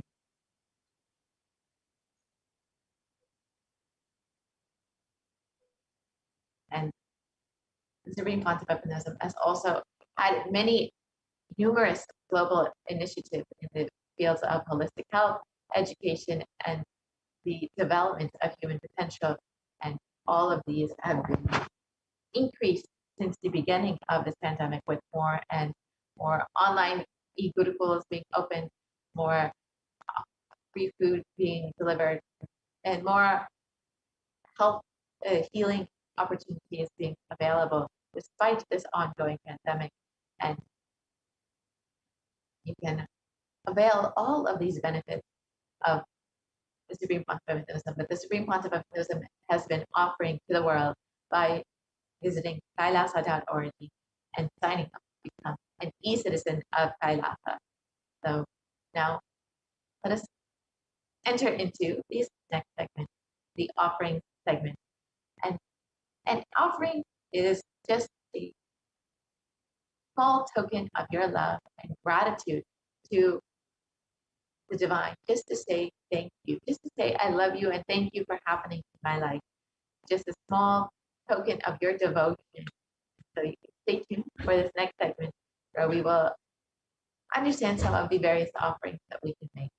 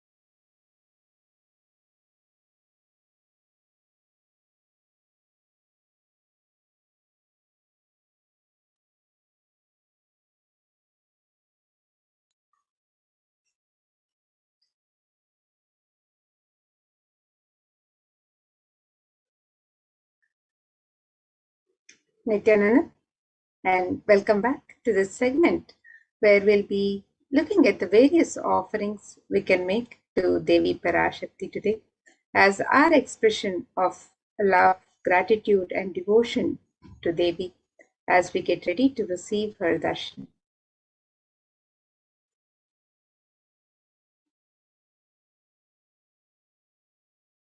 In the Hindu tradition, the offering is a pure gift of love, devotion, and oneness. And it is the tradition to make any offering, any token offering that we would wish to offer to the divine when we have the darshan of the divine, when we go to a temple or when we receive the darshan of Guru. It is the tradition that we offer just a little something as a token of our gratitude, of our love and devotion, just to express our sacred sentiments. So it is a pure expression of the sacred sentiments of the disciple, of the devotee for the divine. And the offerings are not made out of fear or greed. And when an avatar lands, the offerings are purely a part of the only for the purpose of enlightenment.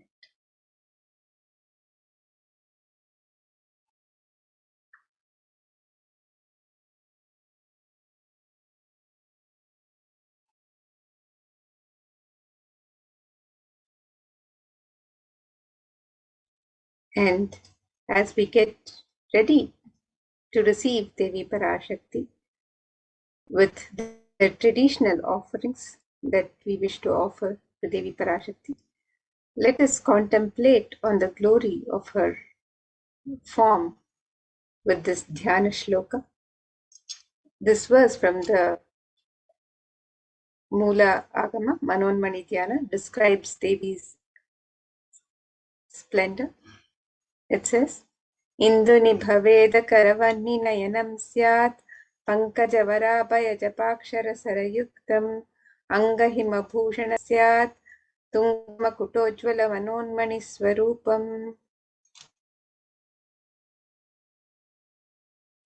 And the translation for this verse, the meaning, moon-like face holding Veda books on hand, fire in eyes with lotus flower, gracing and blessing hands, and one hand with the japamala, beautifully decorated with jeweled ornaments in wonderful clothes and shining crown. Her name is Manonmani.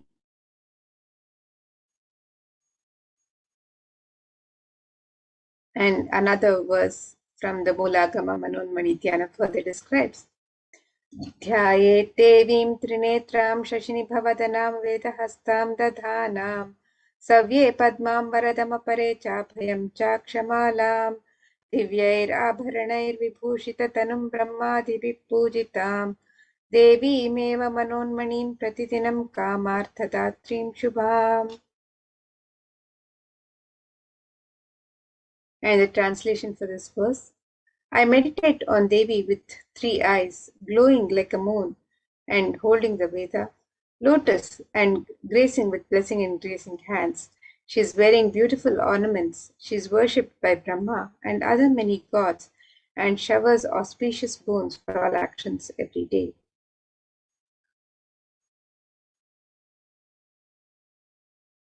And in the Hindu tradition, the divine element of gold is mentioned in all the Hindu scriptures and is abundantly used in the various worship in the temples and the offerings to the divine.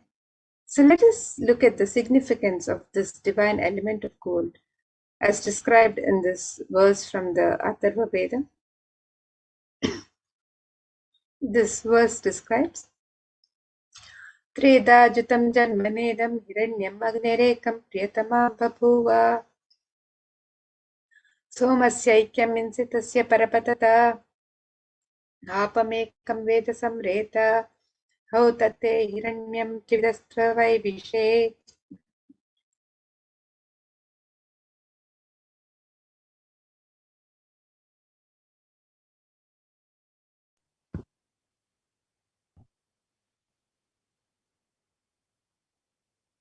The translation for this verse: triply born by birth is this gold. From the atoms of Agni, it becomes dearest to Agni.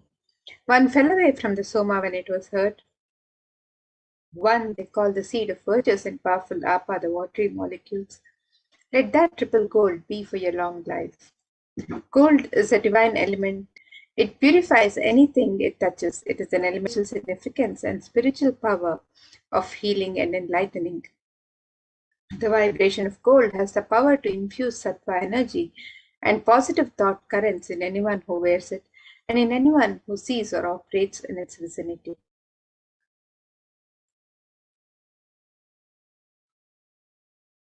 Gold is present in all the scriptures in the Agamas, Vedas, Shrutis, Smritis, Itihasas, and Puranas. In all the Hindu scriptures, it is abundantly displayed that gold is the most auspicious and purest metal which purifies our being. In the Hindu civilization, everything was built in gold, exchanged in gold. Ritual fees were offered in gold bricks. When one was to be saved from life-threatening illnesses, gold was offered as a ritual fee. Gold was in abundance and used for weighing equivalent amounts of commodities, including cows. Kingdoms were built with huge doors of gold. The streets would have huge columns and archways made of gold. Horses and cows were dressed in gold. The Hindu civilization thrived on the banks of rivers of gold. Indus River was called Hiranmaya, the river of gold, in Rig Veda. The river Saraswati was called Hiranyavartini in Atharva Veda. Gold is the supreme element for offering gifts to the ones you love and revere. Temples are constructed and paved in gold. Deities are made in gold and decked and adorned in gold because it preserves the enlightenment energy for thousands of years and it lasts forever.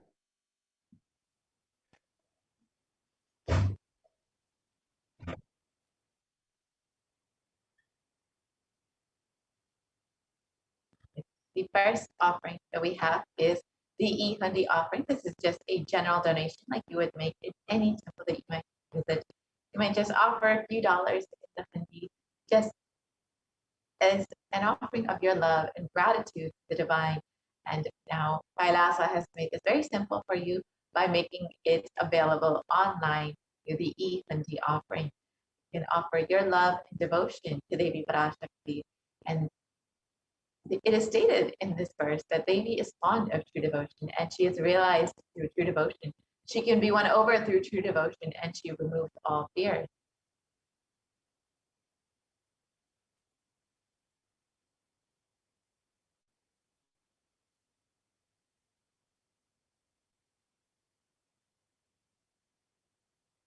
And if there's any fear in the minds of the devotees, Devi is sure to remove that fear. It is stated that Devi likes to be worshipped in autumn. And here it is not meant that autumn this season, but rather the autumn of our lives when our thoughts turn more and more inwards and the role of the divine is much more known and clearly understood. And the need for Devi worship becomes much stronger. And Devi is described as the one who bestows happiness on her devotees. So you can offer your gratitude and devotion to Devi Parashakti by offering your Karnika, and your name shall be chanted during the puja to Devi Parashakti.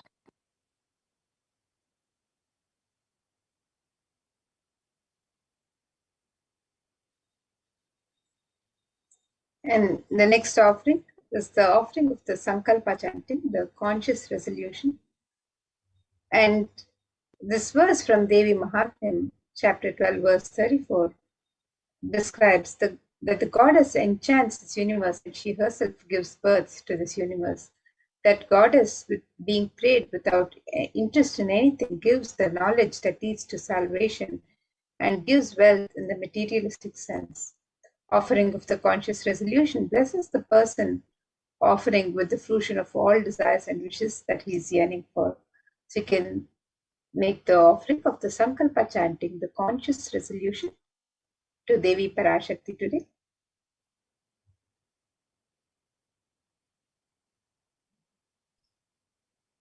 And the next offering to Devi Parashakti is the of the Sahasranama Swarnakasu.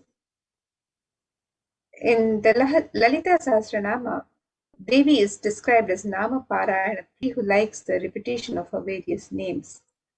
And this offering of the Sahasranama Swarnakasu is a very special and unique archana offered to the Mahameru of Devi Parashakti. This offering of the pure gold coins inscribed with the 1008 names of Devi Parashakti, each name inscribed on a coin, and you can make this offering to Devi Parashakti in 3 different denominations, and you can offer any number of coins as you would like to offer. And with each name, the sacred names of Devi Parashakti describing her Ananta Kalyana Gunas, the divine qualities of Devi Parashakti, the devotee is also blessed to imbibe these very same divine qualities of Devi Parashakti herself. So you can make this offering of the Sahasranama Swarnakasu, the pure gold coin inscribed with a sacred name of Devi Parashakti from her 1008 names. And you can make this offering on the website www.kailasamailer.com/save us.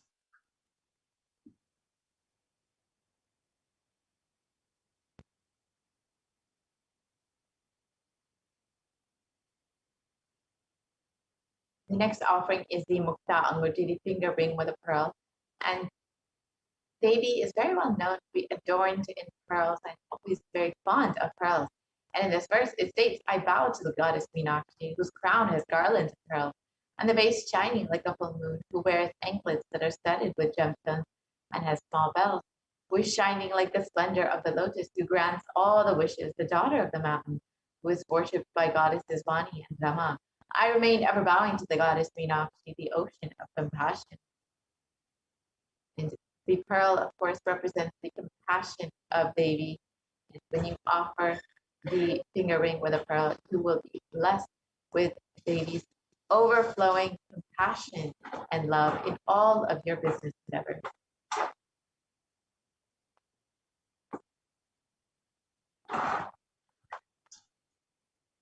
The next offering to Devi Parashakti is the offering of the Swarna Padma Pushpa, the gold lotus.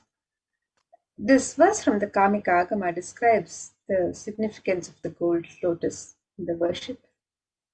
This verse says, Ashtavidyeshwaropeta kumbha varana samyutam sarve sasutra vastradhya hema pankajabhushitaha sapidhanascha kurachascha pakva bilva palaprabha snapanadhyaya samsiddha pramanena samanvitaha. The translation for this verse, it says, all the kalashas should be wound around with a suitable thread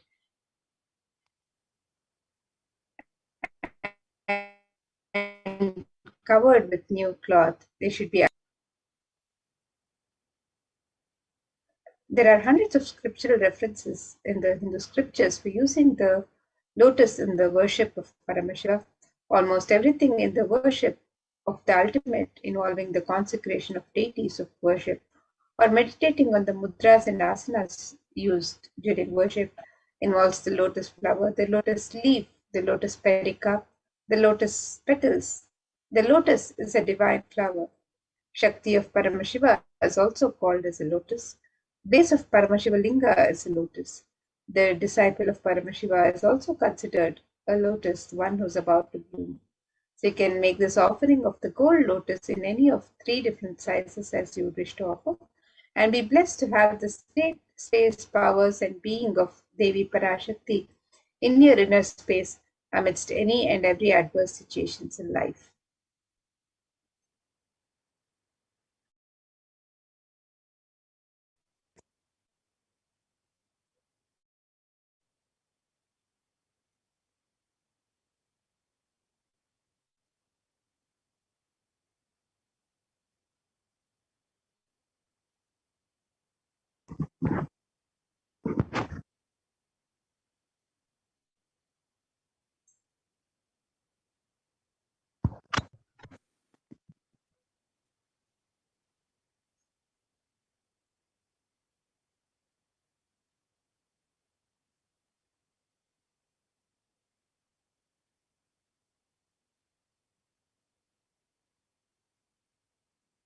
Next offering is the Swadanamaki, the gold toe ring. And in this verse, it describes the power of Devi's very toenail.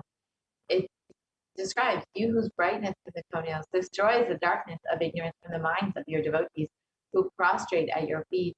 You whose brightness from your 2 feet overpower that of the lotus flower. So you can see from this verse how powerful just the very toenails of Devi Parashakti are. When you offer this Varnamit to Devi Parashakti, you will be in constant gratitude for receiving the blessings in even the most difficult aspects of your life.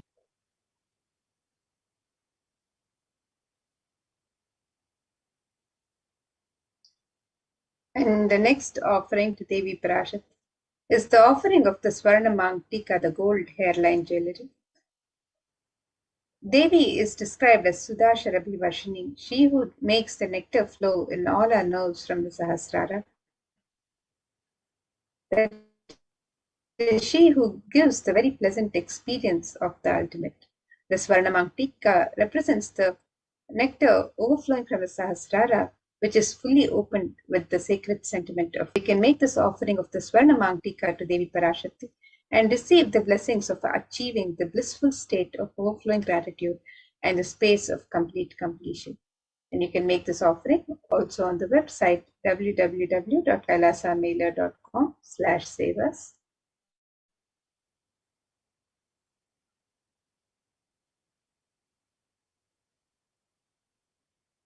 Next offering that we have is the Pratiksha Pada Puja, the most favorite offering of all the devotees and disciples of Paramashivoham, who is manifesting Devi Parashakti for each and every one of you. And in the Saundarya Lahari, it states that the nails of Devi have been sharpened by constantly being touched by the crowns of celestial beings who always prostrate before Devi, and Tamogana is darkness. In this stotram, Tamas is indicative of the ignorance in the minds of the devotees, and by constantly prostrating before Devi, their ignorance is removed and they attain the ultimate knowledge.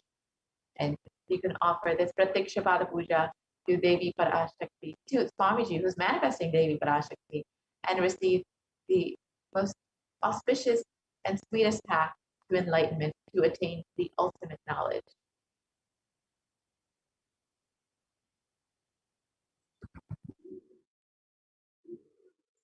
And the next offering to Devi Parashakti is the offering of the Vastra Seva. This is the offering of the sacred cloth to Devi Parashakti. And this is a traditional offering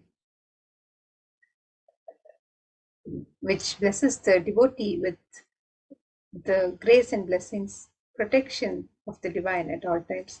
And you can make this offering of the Vastra Seva and be blessed with all the auspiciousness and blessings of Devi Parashakti herself.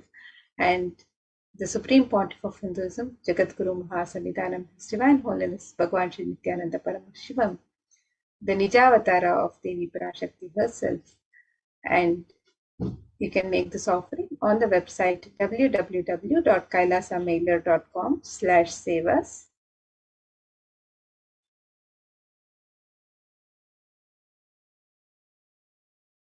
So here you can see a summary of the various offerings that we can make to Devi Parashakti. The e-hundi offering can be made in any amount and in multiple currencies. The Sankalpa chanting, the conscious resolution, can be made on the website also. The Devi Sahasranama Kasu, which is the pure gold coins, each coin inscribed with one of the 1,008 sacred names of Devi Parashakti. This offering can be made in 3 different denominations, and you can also offer any number of coins as you would like to offer. You can make the offering of the Mukta Anguti, the gold finger ring embedded with pearl, and this offering can also be made in 3 different sizes. The Swarna Padma Pushpa, the gold lotus flower, which can also be offered in 3 different sizes on the website. The Swarna Metti, the gold toe ring to praise the lotus feet of Devi Parashakti, and the Swarna Mangtika, the gold hairline jewelry. And these are the different ornaments that can be offered to Devi Parashakti, the traditional ornaments.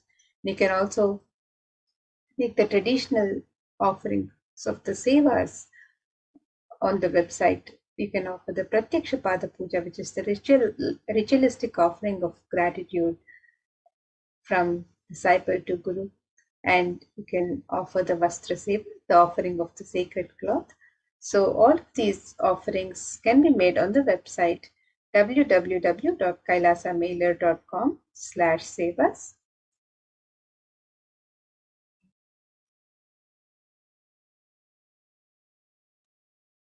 And here you can see the website www.kailasamailer.com/sevas. And as you scroll down, you can find out more about the various offerings. You can click on this link here for the e-hundi offerings. So you can click on the link on step 2, and you can also click on the link on step 2 to make your various offerings, the traditional offerings to Devi Parashakti as you get ready to receive her darshan today. And if you'd like to make an offering, if you'd like to make an intention to make an offering and you would like to receive the blessings of Devi Parashakti to manifest your intention into reality, you can submit the form on step 1. And once you've made your traditional offerings to Devi Parashakti, you can also fill out the details of the Sankalpa, the conscious resolution, with the names of yourself and your family members on the form in step 3. So you can make all of these traditional offerings to Devi Parashakti as you prepare to receive her darshan today. The e-hundi offerings can be made in multiple currencies, in US dollars, Australian dollars, New Zealand dollars, Canadian dollars, euros, Indian rupees, Singaporean dollars, Malaysian ringgits, Great Britain pound, and the Chinese yen. And you can make the offerings in any amount of your choice. And the traditional offerings of the ornaments and the sevas can also be made on the website. And you can also offer the conscious resolution. You can offer the Devi Sahasranama Kasu, the pure gold coin inscribed with the sacred name of Devi Parashakti from one of her 1008 names. You can offer the Mukta Anguti, the gold finger ring embedded with pearl in 3 different sizes. You can offer the Swarna Padma Pushpa, the gold lotus flower in 3 different sizes. The Swarna Metti, the gold toe ring to adorn the sacred lotus feet of Devi Parashakti. The Swarna Mangtika, the gold hairline jewelry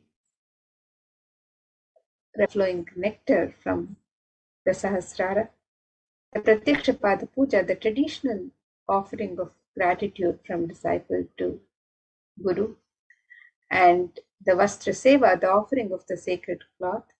You can make all of these traditional offerings of ornaments and sevas on the website www.kailasamailer.com/sevas. And now with this, let's get ready for the next segment of this program, where we'll be learning more about the various facilities being made available for the well-being of humanity as guided by the Supreme Pontiff of Hinduism himself through the various spiritual de facto embassies of Kailasa. So now let's get ready to learn more about this.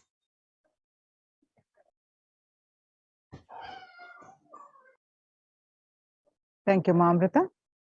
Nithyanandam, everyone. Welcome back to this segment of Kailasa's de facto spiritual embassies and Kailasa's contribution, the Supreme Pontiff of Hinduism's contributions. With the blessings of the Supreme Pontiff of Hinduism, Jagat Guru Mahasannidhanam, His Divine Holiness Bhagwan Nithyananda Paramashivan's blessings. Let's start with the Sadguru Vandanam. Nithyanandam Paramasugadam Kevalam Jnanamurtim Dvandvatitam Gagana Sadusham Tattvamasyaadilaksham Ekam Nityam Vimalamachalam Sarvadi Sakshibhutam Bhavatitam Trigunarahitam Sadgurum Tam Namami.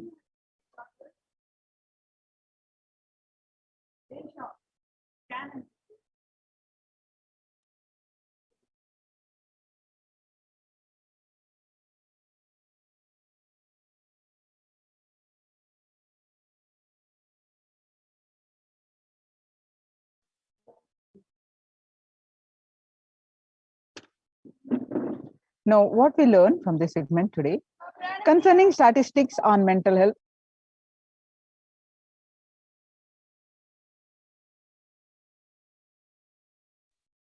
Concerning statistics on mental health and global peace across the world due to COVID-19.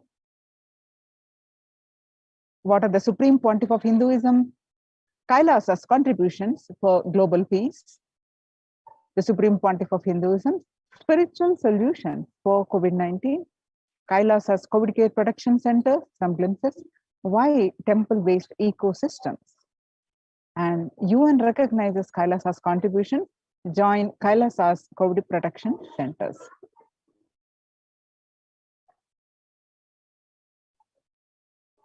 Today, people around the world are trying to grapple with the grim reality that the pandemic is far from over. The aftermath of the current calamity promises to be much more devastating. The greatest economics of the world are facing disastrous futures. Countries are facing off each other in deep mistrust. Now let us see some statistics and current news. Across the world, let us see some of the reality, some of the world facing due to the pandemic, the changed world, not only facing the problems related to the health concerns,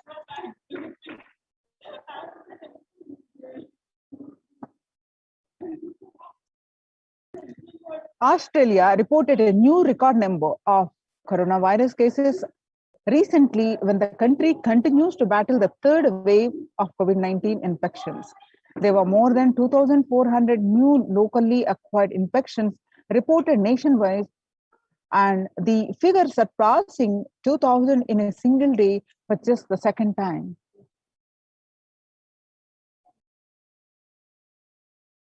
The World Health Organization makes big statement about Delta variant. The World Health Organization recently said that the Delta variant of coronavirus has elbowed out all the three other COVID-19 variants of concern that now represents a tiny fraction of the samples which are being sequenced. Less than 1% of alpha, beta, and gamma are currently circulating.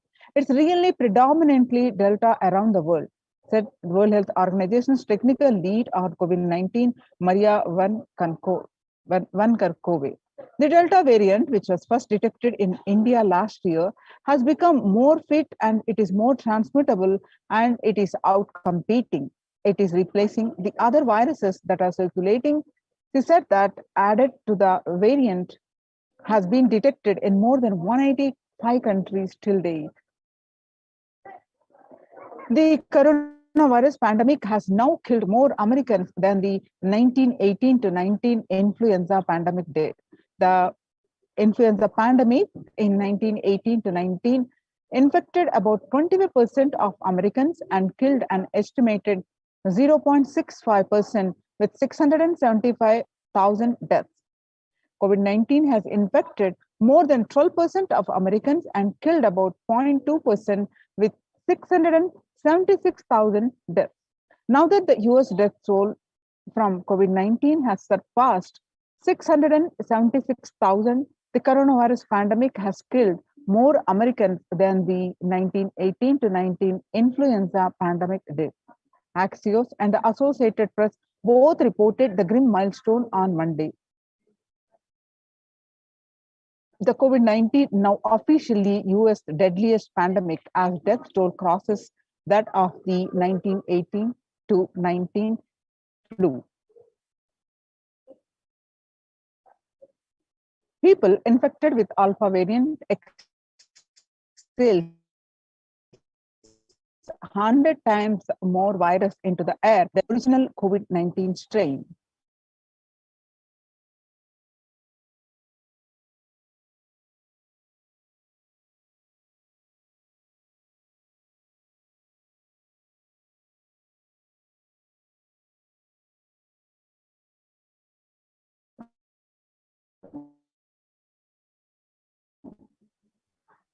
And 6 feet different virus according to a study, results published in the journal Sustainable Cities and Society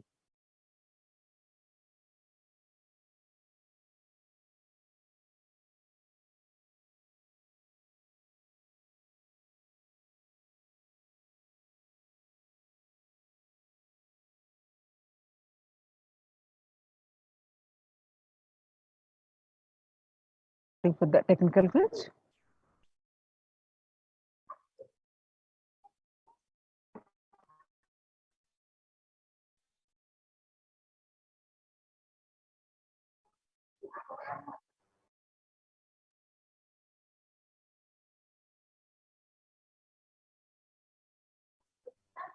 So 6 feet distance may not be enough to prevent viral transmission indoors.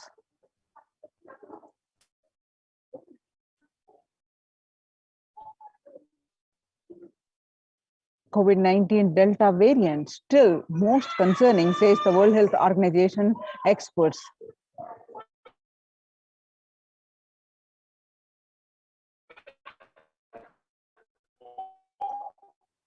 COVID-19 pandemic is no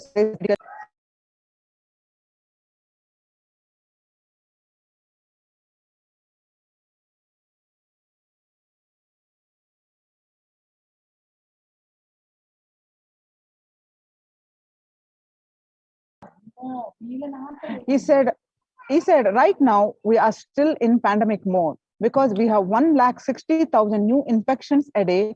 That is not even modestly in good control. In an interview with Axios, the US has reported 40 million cases of COVID-19 since the outbreak of the virus, with over 4 million infections adding up in the past few weeks. The increase in COVID cases comes as the US administration earlier this month announced that it is planning to provide booster shots of vaccine as the Delta variant has become dominant in the nation and is wreaking havoc. The surge in the Delta variant is driven by the low vaccination coverage in many communities across the US, according to the US Center for Disease Control and Prevention. In a country of our size, you can't be hanging around and having 100,000 infections a day.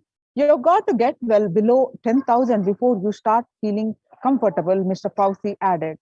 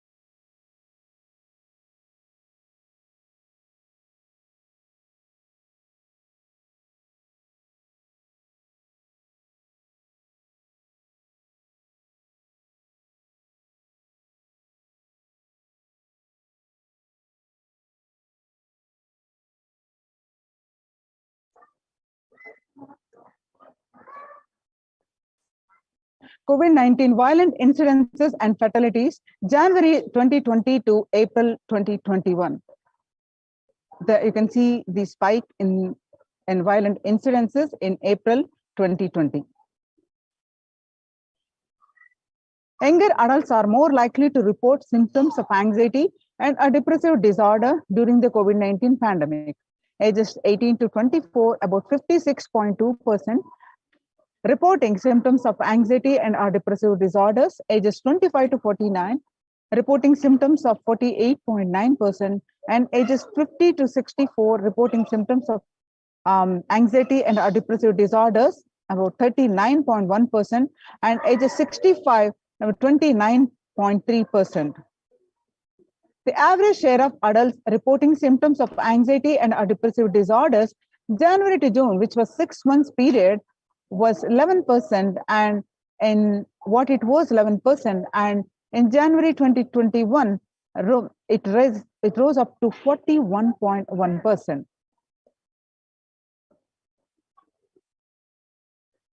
And you can see some more statistics reporting the same, that the younger adults are reporting more of anxiety and or depressive disorder during the COVID-19 pandemic.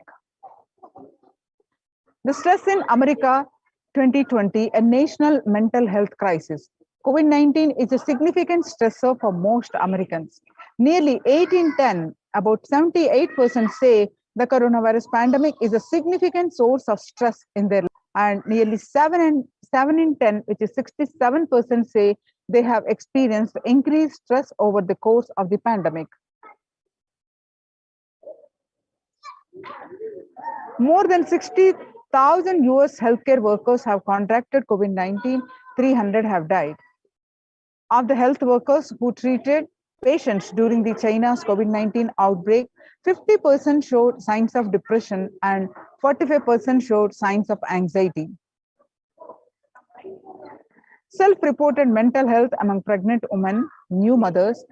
Before COVID-19 pandemic, depression was 15%, and during the pandemic, the depression rose to 40.7%. And the anxiety level, what it was before the pandemic, 29%, now it rose up to 72%. Living under stay-at-home orders, 8 in 10 students are struggling with focus on school or work and avoiding distractions. 50% of all students do not know where to go for help for their mental health.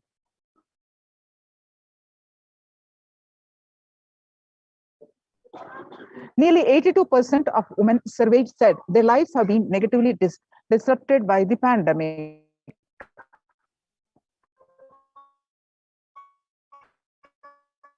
Nearly 70% to their career growth. The World Bank, the global economic outlook during the COVID-19 pandemic, per capita income contracting larger fraction of countries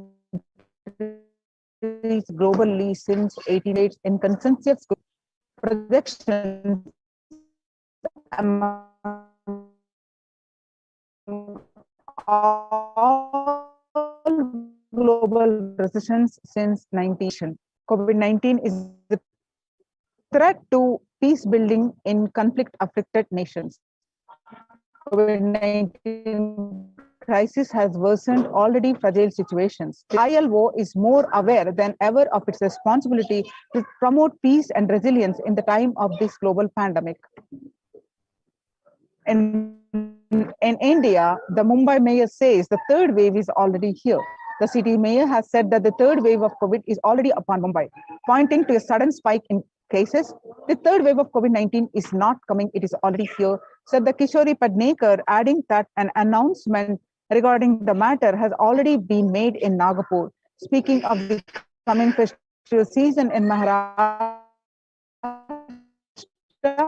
the mayor urged people to remain in their homes under asked to allow only breakthrough infections found in 25% health staff. A little over 25% of healthcare workers were infected with coronavirus despite getting fully vaccinated. A recent study has revealed, giving an insight on the breakthrough infections due to the Delta variant. The study, jointly conducted by the Institute of Genomics and Integrative Biology and Maximum Hospitals in Delhi NCR, found that the vaccination breakthroughs were far more common during the Delta outbreak in Delhi than previously reported.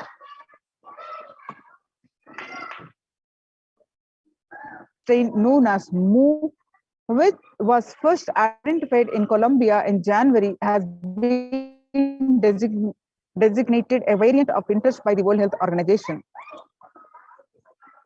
Now that we have seen across the world the pandemic situation and how it is affecting not only health, physical health and mental health, but also it is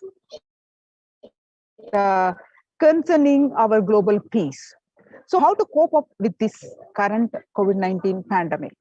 It is important to address the COVID pandemic, which is seeing another setting in as a result of continuous lockdown, is resulting in delusional ignorance. Holding on to the delusion and supporting the space of delusional decisions leads to delusional arrogance. Continuous lockdown leads to delusional thoughts. I can't live forever in this lockdown, going out and then exposing oneself and putting the risk of on yourself and others with irresponsibility and insensitivity in the delusional arrogance. How to cope up with the current COVID-19 pandemic? The global COVID virus pandemic has left the whole world desperately looking for answers. Life as it has been experienced even back in February 2020 is no longer recognizable. Drastic change is the order of the day, with people having to redefine their world with new paradigms of economy, society, faith, religion, and health. Blessed are those who have had the greatest fortune to be with the incarnation of Paramashiva, the Supreme Pontiff of Hinduism, in their lives to carry them through this crisis.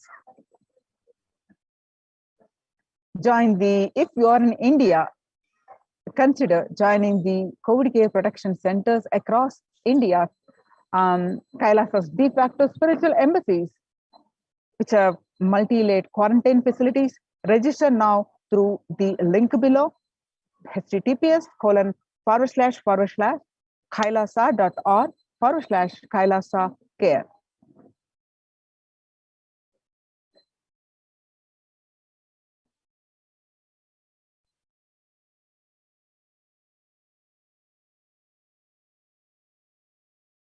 Making peace with nature. Development goals. If we start now, making peace with the nature is possible. Even amid pandemic, 2021 can go down as the year we made peace with the nature and set the planet to healing. Our environmental, social, economic challenges are interlinked. They must be tackled together. For example, we cannot achieve the sustainable developmental goals, including ending poverty by 2030, if climate change and ecosystem collapse are undermining food and water supplies in the world's poorest countries. We have no choice but to transform our economics and societies by valuing nature and putting its health at the heart of all our decisions. Now, let's watch a small clip on making peace with nature.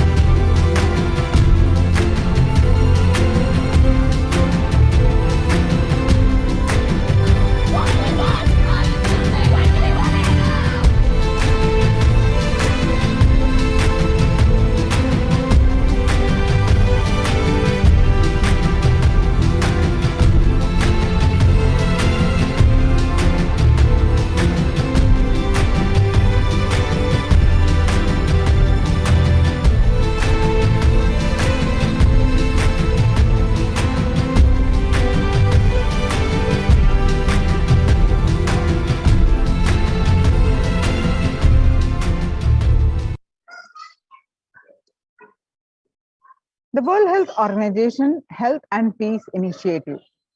Health and peace are interrelated.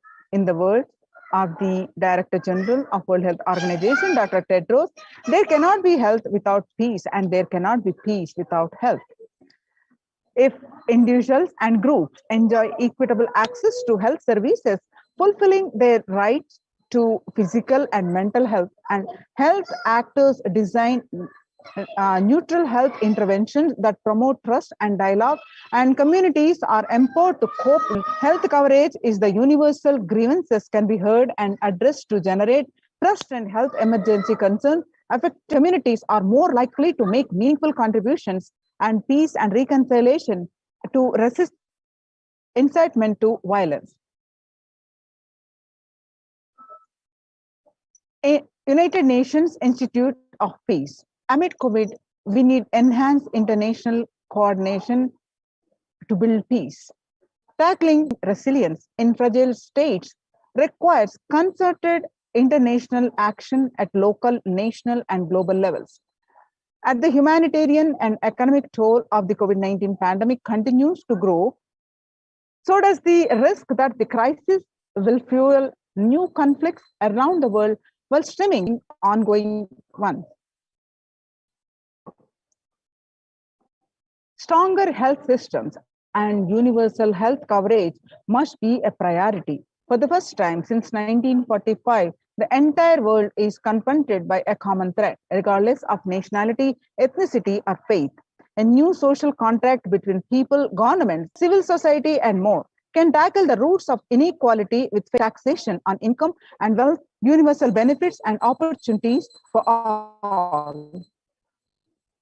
Now let us see the Supreme Pontiff of Hinduism contributions and Kailasa's contribution to the global peace.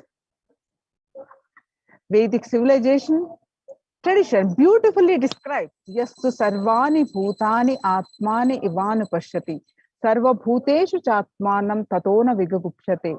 Global peace is the byproduct of the individual bliss. Isha Upanishad, verse 6. So whenever an individual goes through spiritual bliss, he manifests a beautiful, peaceful life for him and everyone around him. If he is powerful enough, he moves the whole city and manifests peace. He is more powerful, he moves the whole village or whole country. If he is powerful enough, like incarnation, he moves the whole world and manifests peace for them. Global peace definitely is the byproduct of individual bliss. Now, let us watch a video. Global peace is the byproduct of individual bliss by the Supreme Pontiff of Hinduism. How to achieve the individual bliss? By practicing completion and by practicing unclutching, by taking the responsibility individually. So let's watch a video. The Supreme Pontiff of Hinduism explains this.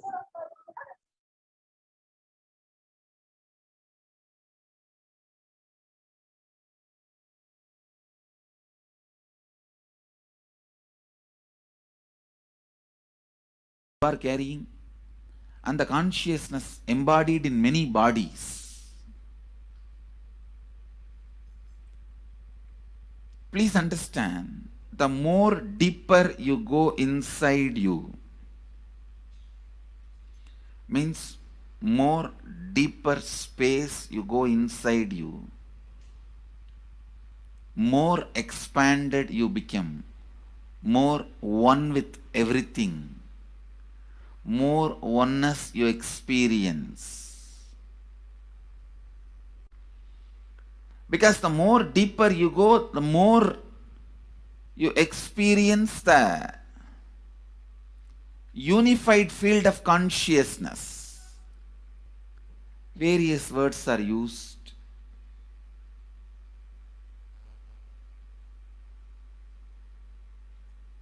Some of the Hindu traditions uses the word Atma, Brahman. Some of the Hindu traditions use the word Nirvana. Whatever word you may use, Atman, Brahman, Nirvana, unified field of consciousness, whatever. But one thing I want to tell you, the deeper and deeper you go in your inner space, you experience the vast oneness. More superficial you are, the more incompletions you carry with others, even with yourself.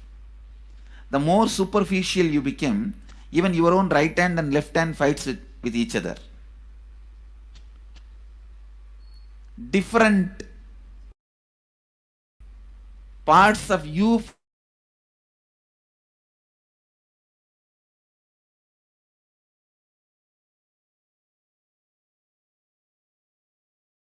fights.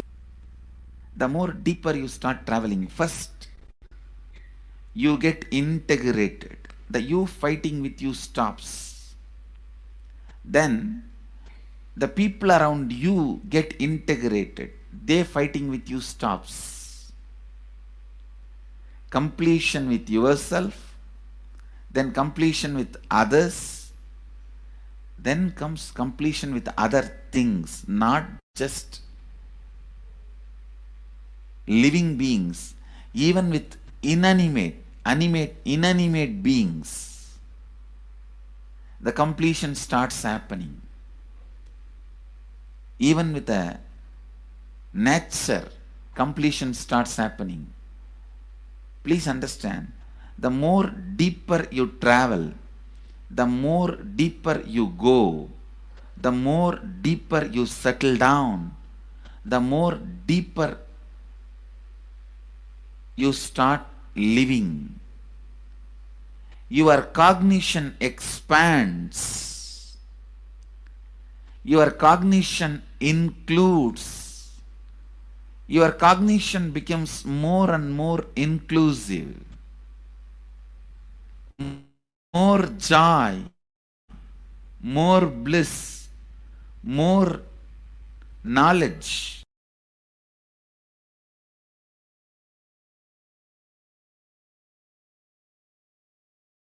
More enlightenment.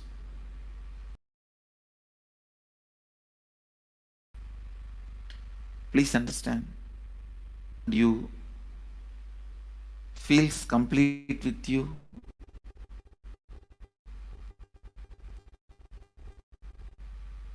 That is why I am saying, whether they have body or they are disembodied, in the deepest corners of your being, deepermost layers of your being, deepest parts of your being, you experience such powerful awareness,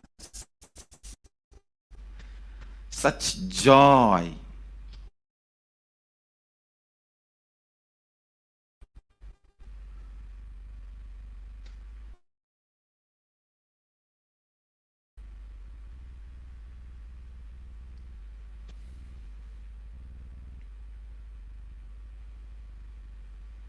Going into the deepermost corners of your being, not only joy, it's a power.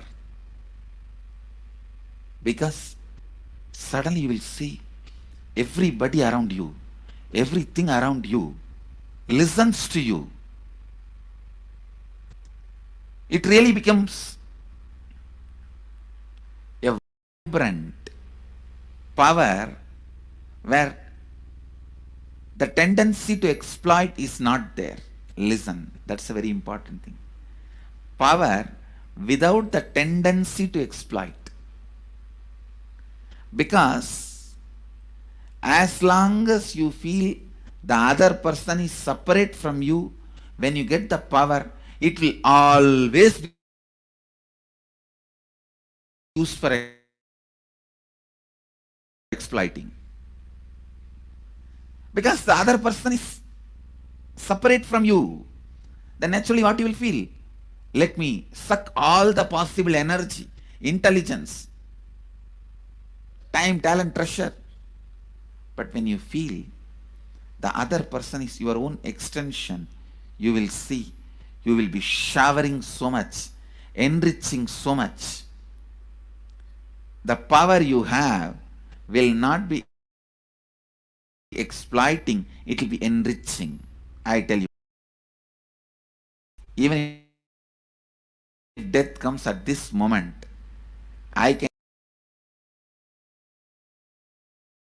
and tell the death, I have enriched anybody.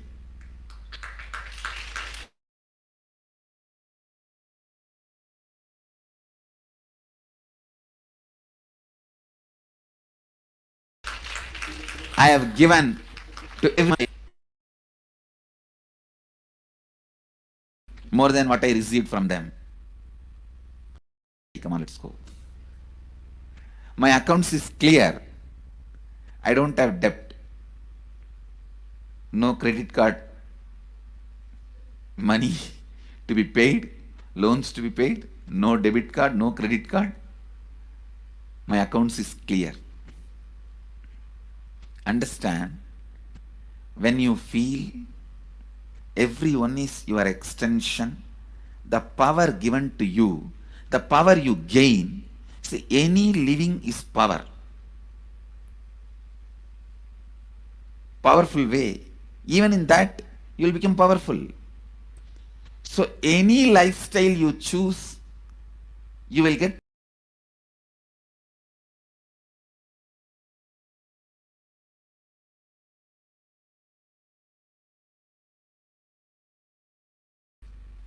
Whether it is exploiting or enriching, whatever lifestyle you choose,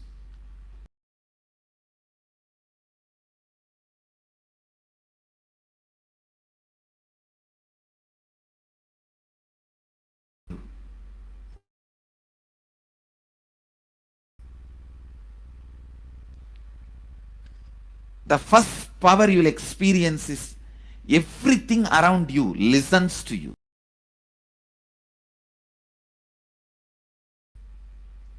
That power will simply make you enrich everyone.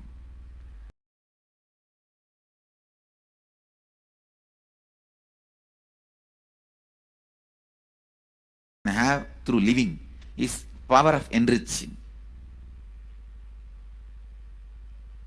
Whatever you do, as I said, whether you live the power of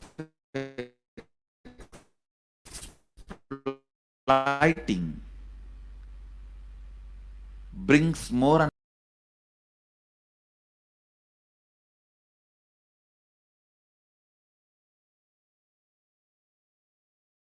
more.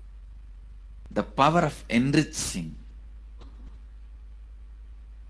brings more and more completion in you and in others. This full month, Nithyananda Sangha all over the world. The other day I was seeing, we have officially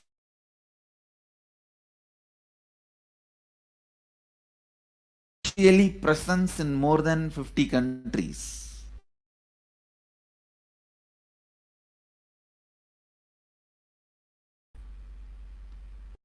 Impacting global peace. All of us this whole month will live completion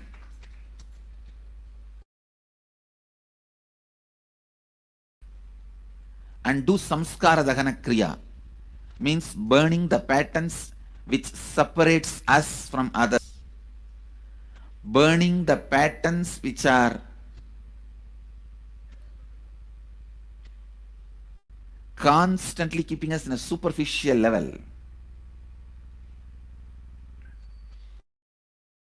All over the world,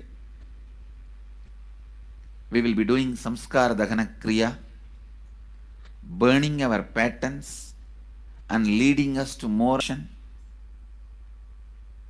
And we also have special 3 Nitya Dhyana Yoga program teaching people science of completion.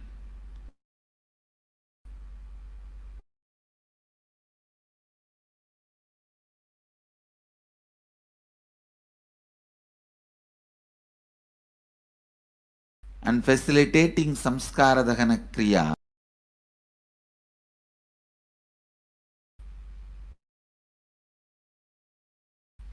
This month, 20th, 21st and 22nd, this whole month all over samskara dahana should do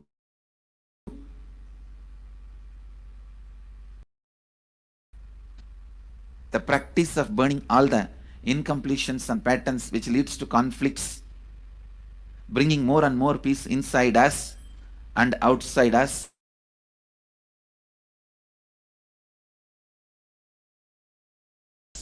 Spreading peace. This whole month, let's impact global peace. Let us really contribute it. Let's do it. Let's do it.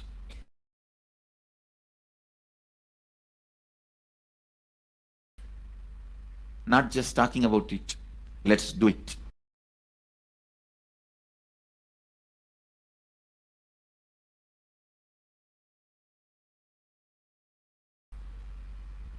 Even if you teach the samskara dana kriya to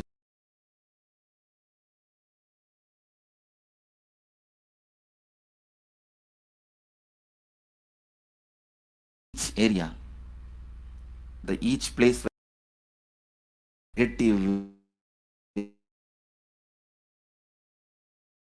waves, negative vibes reduction,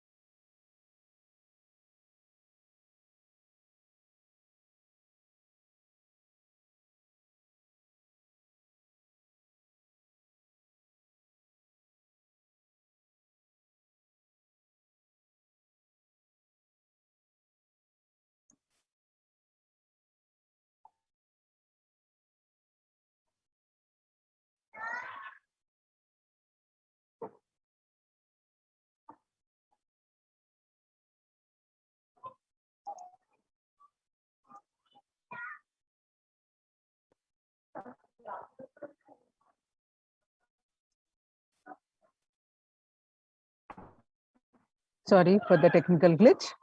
Now we are going to start.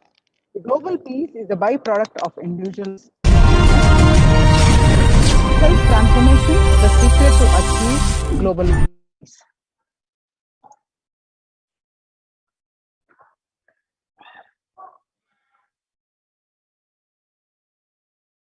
Social answer means I'll tell, oh, you should all work for global peace.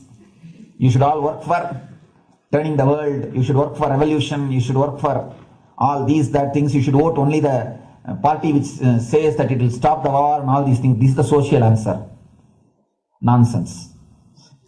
If you want the honest answer, I tell you, simply transform yourself. You can't do anything. What you do, you would have done it. Be honest. If you can do, you would have done it. You are raising this question because you are not able to do. Am I right? So let us be very clear. Let us be honest. We are not able to do socially. That's the truth. That's the reason you are sitting here and raising the question. I tell you, understand few important things. There are a lot more attached to this question. There are many things which is attached to this question. We always feel the present is the world is totally spoiled. It is not going according to the rules or how it is supposed to be. It was wonderful once upon a time. In ancient time, things were going properly. Everything was well and great. And I tell you, 10,000 years ago, they found some writings on stone in Harappa Mohenjo-daro culture. Some stone writings have been discovered. The other day I read a beautiful book about that stone writings. That writings, it says, oh, nowadays the society is not as it should be. So much of war, there is no peace. In the early times, there was so much of peace. Society was really great. Things were as it should be. And it almost looks like a today newspaper editorial. 10,000 years ago, the same thing carved on a stone. Understand, there was no such time as only good prevailed. It is just a fantasy. Hinduism, they call it Satya, truth. There was a time only truth prevailed. And every religion, Christianity, they say the Garden of Adam and Eve. There was a time everything was wonderful. Every religion has got the fantasy. The past was great. There was golden past. Always the idea of golden past exists only in the past. The more you go back, again you say the past was great. And I tell you one thing, it is a wonderful way of postponing the accepting the reality. Otherwise, I can be sure the world was same as it is today. Whether it is 5,000 years ago or 10,000 years ago. Maybe one thing, there was no CNN channel that time. So the news did not reach you so quickly. That's all. The news did not reach you so quickly. That may be the only difference. But otherwise, I can be sure the good and the bad was equal. Good and the bad was equal. The same amount of wars were there. All the other things were there. You read the Puranas, the mythological stories, enough of dirty things. I think sometimes I find a little more. And if you see, if you read completely the Puranas or the Hindu scriptures, there are a lot of things modern day. The criminal activities or bad things or negative things, whatever you say, all this stuff. And never think only present day is corrupted or violent. In the ancient days also, all these things were there. Only one thing was not there, the CNN news or the internet. So the news did not reach you. But otherwise I can tell you, enough the good and bad was there. It always will exist. It will exist. All you can do is, if you awaken yourself, if you reach that enlightenment state, you can go beyond it. And I tell you, enlightenment is the only service you can do to the society. Just become enlightened so that you will reduce the negativity. Now, as of now, you are also the part of negative group. Naturally, we will be a negative group. As long as we are unenlightened, we will be the part of collective negative consciousness. So if you become enlightened, at least you will reduce your weight. That's the only thing we can do. Nothing else can be done. So all I request you to do is just become enlightened. Realize that you are a lion. That's the only way to help yourself and the society. Otherwise, all revolutions, you see, all revolution again end up as one more tradition. In last 2000 years, 3000 wars have happened in the humanity. In 2000 years, 3000 wars. Human beings have not done anything except doing wars, except fighting. Everybody claims he wants to do revolution. He wants to spread peace. You see, every country claims their army is a defensive army. Funding? Tell me, every country says defensive army. Then who is offending? These are all just, games. The idea of peace is a pure game. Everybody wants to spread the peace according to them, not according to the other person. They want peace according to them. The other day I was in one interreligious gathering. One guy is preaching, let all of you convert to my religion so that we will not have fight. He wants peace the way in which he wanted, not the way in which. And there's a beautiful saying, the sword of Muhammad, it is written, peace alone should survive, something like that. He has written some statement about the peace on the sword. We all take sword to spread the peace.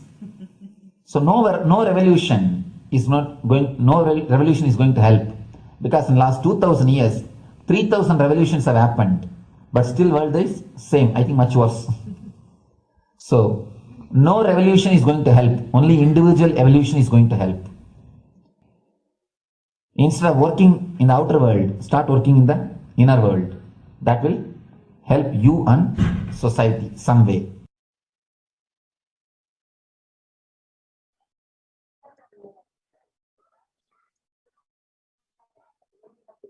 Social.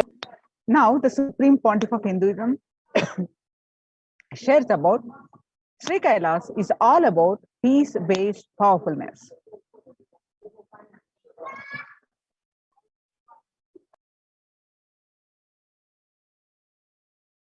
Listen carefully. The space of Shanti The space of Shanti is where Kailasa grows. Listen carefully. It is in the deep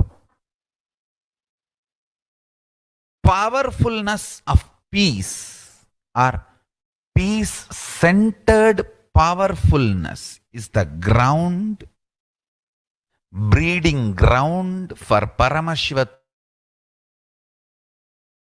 to manifest. Please understand. Like how pure mirror reflects everything, pure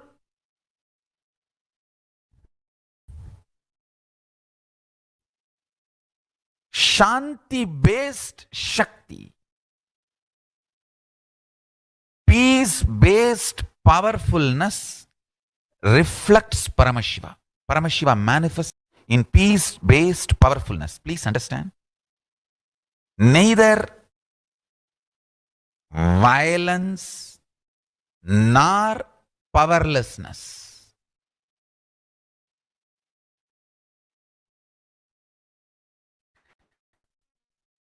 Powerlessness is weakness.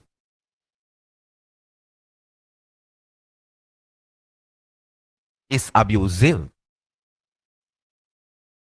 Peace-centered powerfulness. Powerfulness-centered peace.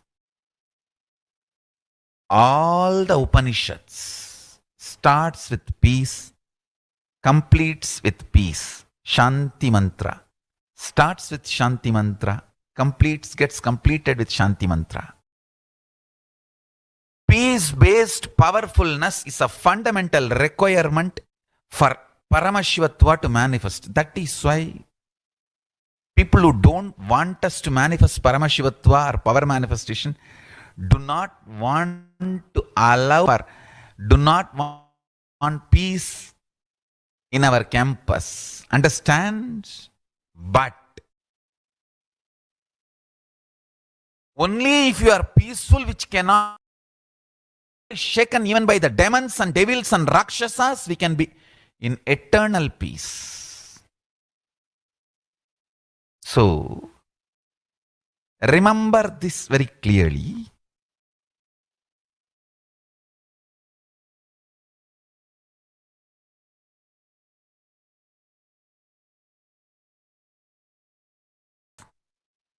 Alters the very DNA structure, genetic structure, the core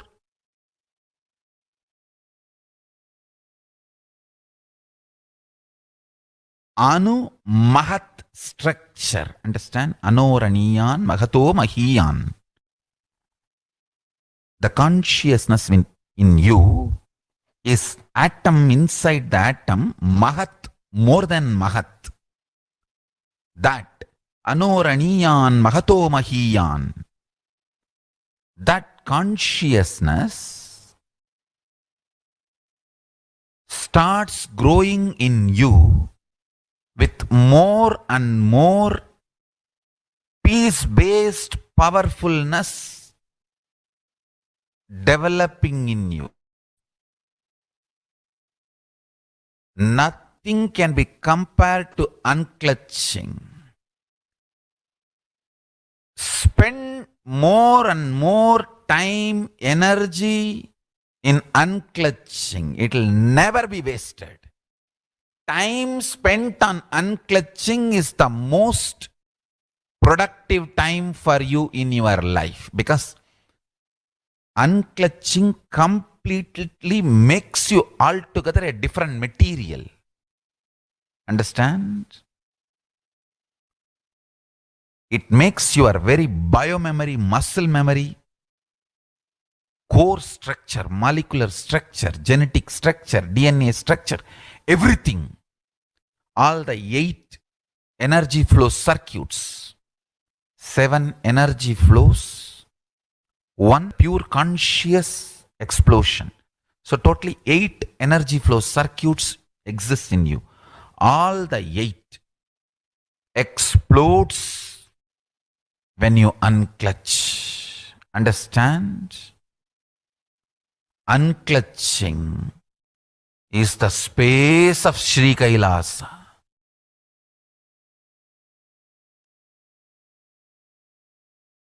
Listen carefully. Listen. Now, the Supreme Pontiff of Hinduism says every prayer in Hinduism ends with peace and begins with the peace, and every Hindu has to take the responsibility for this, for the global peace.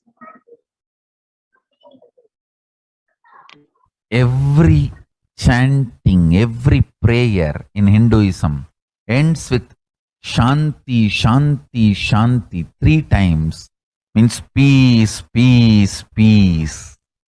Hinduism is the real religion. Loving peace, living peace. Individual level, social level, global level. Understand? Hinduism lost all its 56 nations, 200 states, 10,000 kingdoms, samsthanas, is not a loss to Hinduism, it is a loss to planet Earth, human beings.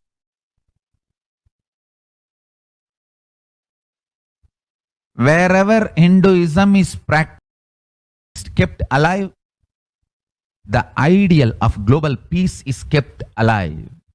Just do this one simple statistics. You yourself study. Google and study.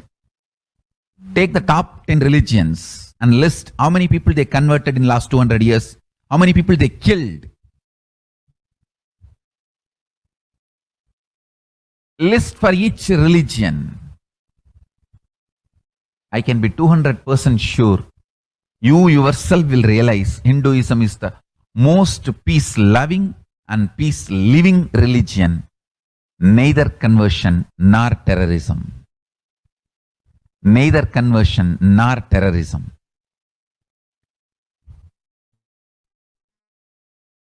Being the Supreme Pontiff of the most peace-loving, peace-living religion, I give you all my blessings on this International Peace Day. Understand? It is we Hindus need to keep the global peace as a living possibility, and we need to make this global peace as a reality. Just talking about global peace will not work. Working for global peace only is the responsibility of the real living Hindu. Anyone who wants to claim themselves as a Hindu or practicing Hindu should work for global peace. Global peace is our responsibility.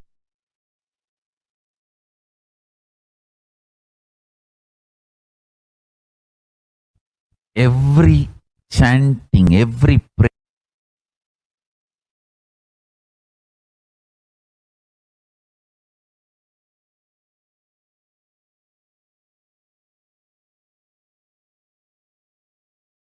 Hindus have the responsibility to bring global peace. So you can also throw a challenge. See, if you are making a Hindu micronation, you can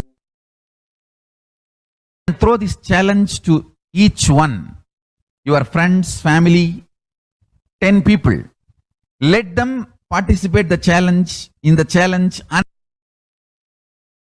then let them send a challenge to others. So I welcome all the living and practicing Hindus to become founding fathers of Kailasa micronation in your countries,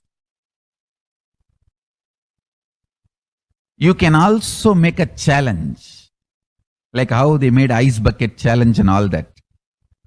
We can make a challenge. You form Hindu micronation and claim, I am the founding father of the Hindu micronation Kailasa. And then you can invite your family, friends for a challenge. 11 people. You form and you challenge 11 people and they also form and they spread. So let us start spreading. This project is my message on this International Day of Peace. Let us start working for instead of just talking. What the work we do will talk for us. The talk we do will not work for us. This is the message. The work we do will talk for us. The talk we do will not work for us. Global peace is responsibility of Hindus. We living, practicing Hindus, not only we should achieve the individual peace through unclutching yoga, meditation, we should also create an ecosystem where the global peace starts manifesting. This Kailasa Hindu micronation is the enlightenment ecosystem. I request every living practicing Hindu to manifest, do it. So the global peace can manifest from these Kailasa Hindu micronations all over the world.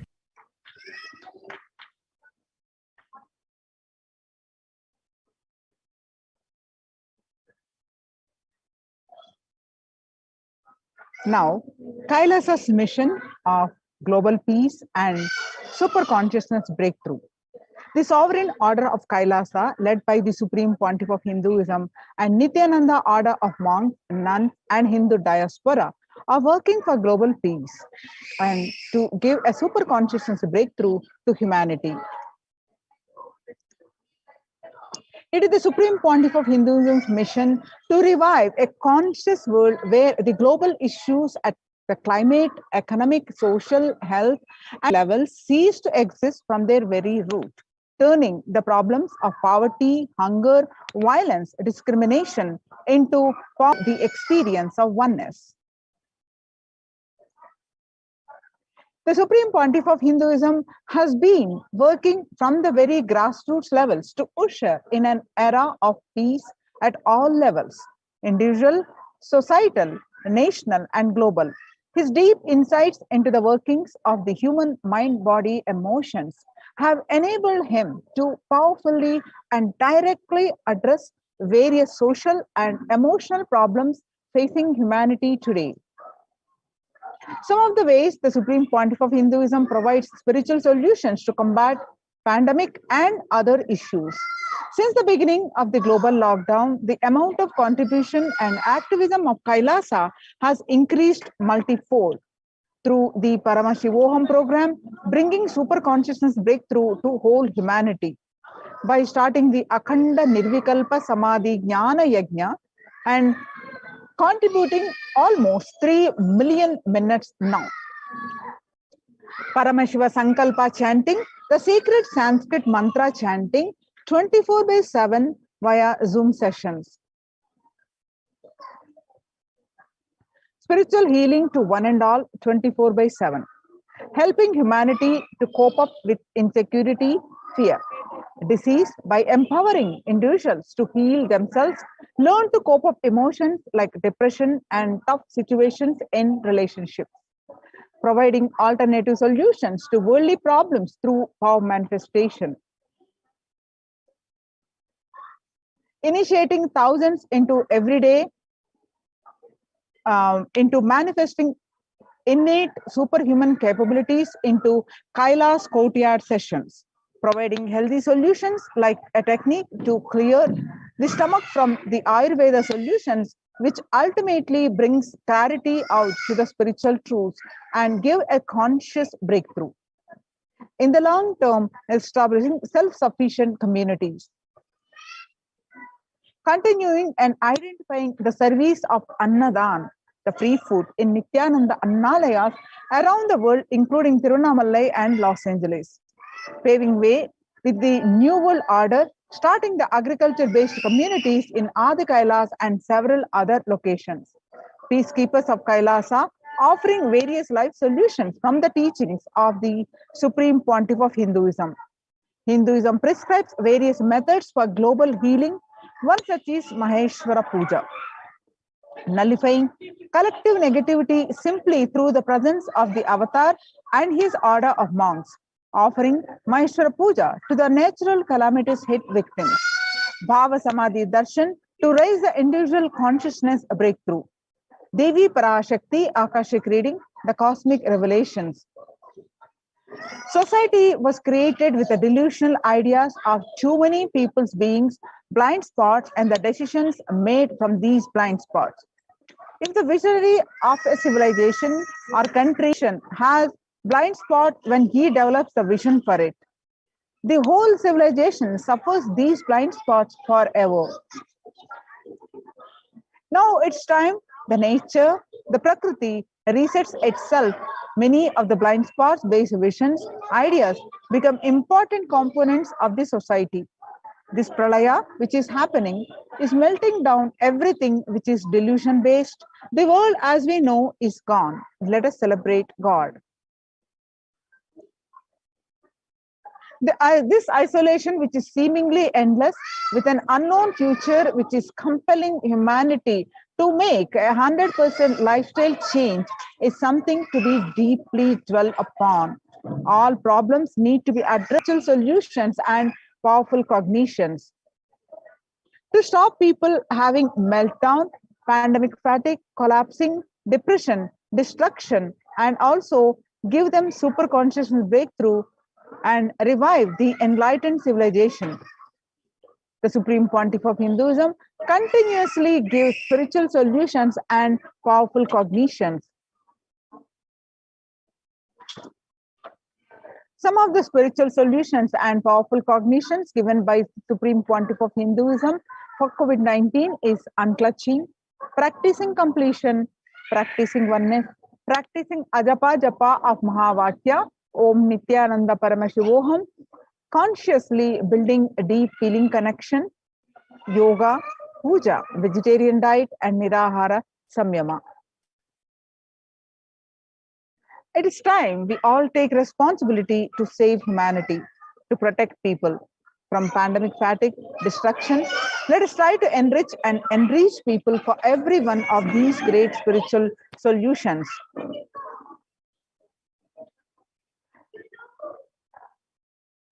The unclutching meditation, the Nirvikalpa Samadhi Jnana Yajna, people from over 50 countries continuously radiate the space of Paramashiva by practicing the unclutching meditation 24/7, 7 days a week, and it started on 13th May till now, continuing, and at any given point of time, 4 to 8 zones actively unclutching around the world. Join this movement at http://kailasa.tv/minutes for peace. The life solutions based on the ancient Hindu tradition, the meditation and yoga techniques from the scriptures, the cognitions rooted in the highest truth, the lifestyle based on living and radiating the higher values of life, and powerful way of living and realizing one's ultimate potential form the foundation of the Supreme Pontiff of Hinduism's teachings, which by their inherent nature provide the foundation for peace on planet Earth. The Supreme Pontiff of Hinduism has launched the Minutes for Peace initiative, which aimed to reduce the crime globally by conducting mass meditations around the world in parallel. In 2014, just after 2 years of launching the program, it crossed over 1 billion minutes of meditation. The scientific studies have shown a reduced crime rate of the participation in the meditation and completion techniques. In 1976, it was found that when 1% of community practiced meditation and pujas, the crime rate was reduced by 16% on an average.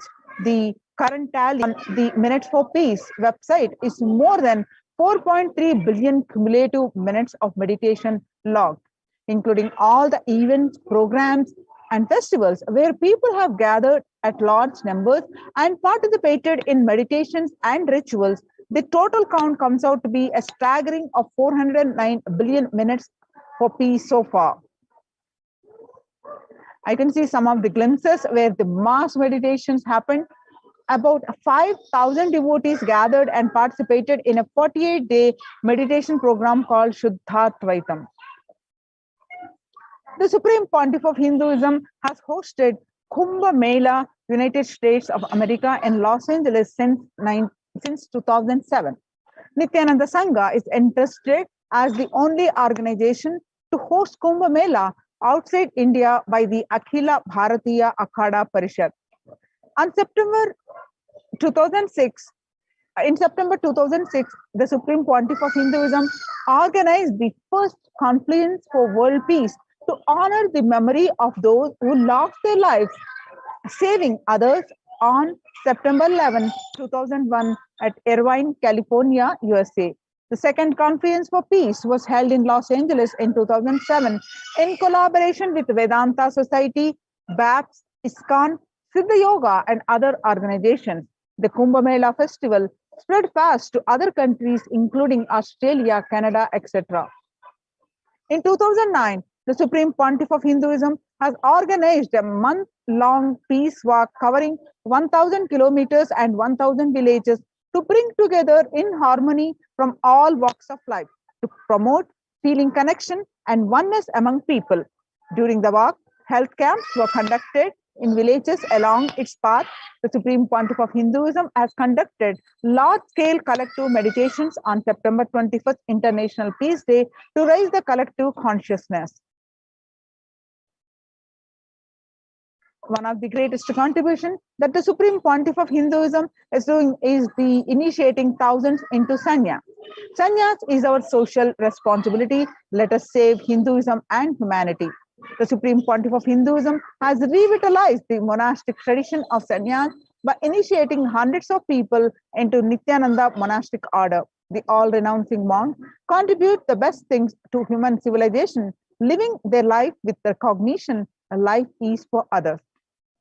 These monks and nuns act as the harbingers of peace and empowerment for the human society distraught with the violence, depression, and other forms of life negativity. Supreme Pontiff of Hinduism has also revived the ancient practice of embarking on pilgrimages, the spiritual journeys, taking spiritual aspirants to high-energy sacred spots such as the Himalayas, Varanasi, Angkor Wat, and various powerful temples of India. Even though prevalent in India, this practice is rapidly losing its original context, turning into a recreational family vacation. Reviving the original spiritual context, the Supreme Pontiff of Hinduism has made it possible for modern-day human beings to bereft from the spiritual energy and accelerate their journey of spiritual evolution, hence ensuring individuals and collective peace as a natural. The food systems hold key to ending the world hunger.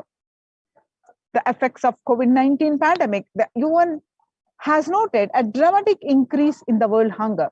According to the state of food security and nutrition in the world, 1/10 of the global population, as many as 811 million people, were undernourished in 2020, an increase of 118 million from 2019.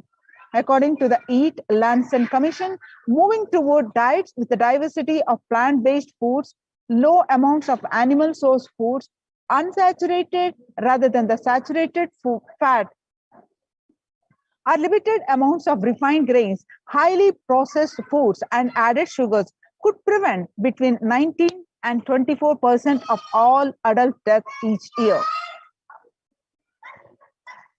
Under the Red Home Project, No Hunger Project, launched by the Supreme Pontiff of Hinduism through the Annalayas, the food donation centers of the Kailasa spiritual embassies. The Supreme Pontiff of Hinduism has served over 5 billion organic sattvic vegetarian meals so far. Giving free food to all the citizens is the economic policy of Kailasa, deriving the reference from Vedas and Agamas. Recently, under the humanitarian initiative launched by the Supreme Pontiff of Hinduism, is the opening of Kailasa's COVID care centers in India, where the monastery campuses have been turned into a multi-layer quarantine facility to safeguard the inmates against any possible point of contact with the outer world. The Supreme Pontiff of Hinduism has opened this service free to all people, regardless of all differences, any differences in age, gender, caste, creed, ethnicity, color, or socio-economic status. Food, shelter, internet, and all basic facilities, including medical care, are provided at these COVID care centers, free of cost and for an indefinite time. The outcome has been splendid. Zero infection rate so far among the participants, a feat not achieved anywhere else in the world, let alone in India. This response model of handling the COVID-19 pandemic at a community level, along with the guidelines and recommendations for governments, has been recognized and accepted by the United Nations as well. Now, you can see some of the glimpses where the participants of the COVID care program offered by the Supreme Pontiff of Hinduism are enjoying a healthy, blissful spiritual lifestyle in multi-layered protection. They enjoy a stress-free time following a spiritual morning routine, doing yoga, doing puja, temple sevas, volunteering, and contributing festivals, celebrating all the latest festivals, and enjoying not only a stress-free life, protection, 100% protection from, and having a spiritual breakthrough, a breakthrough from issues, being it a health, worries, all the issues having resolved and getting a spiritual breakthrough, enjoying a fun-filled activism,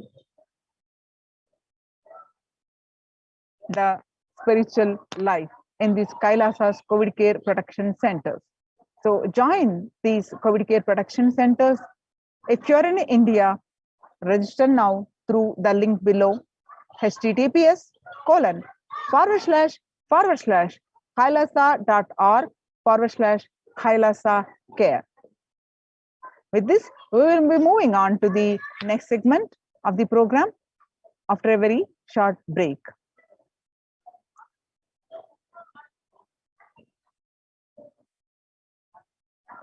Please sit with a deep space of gratitude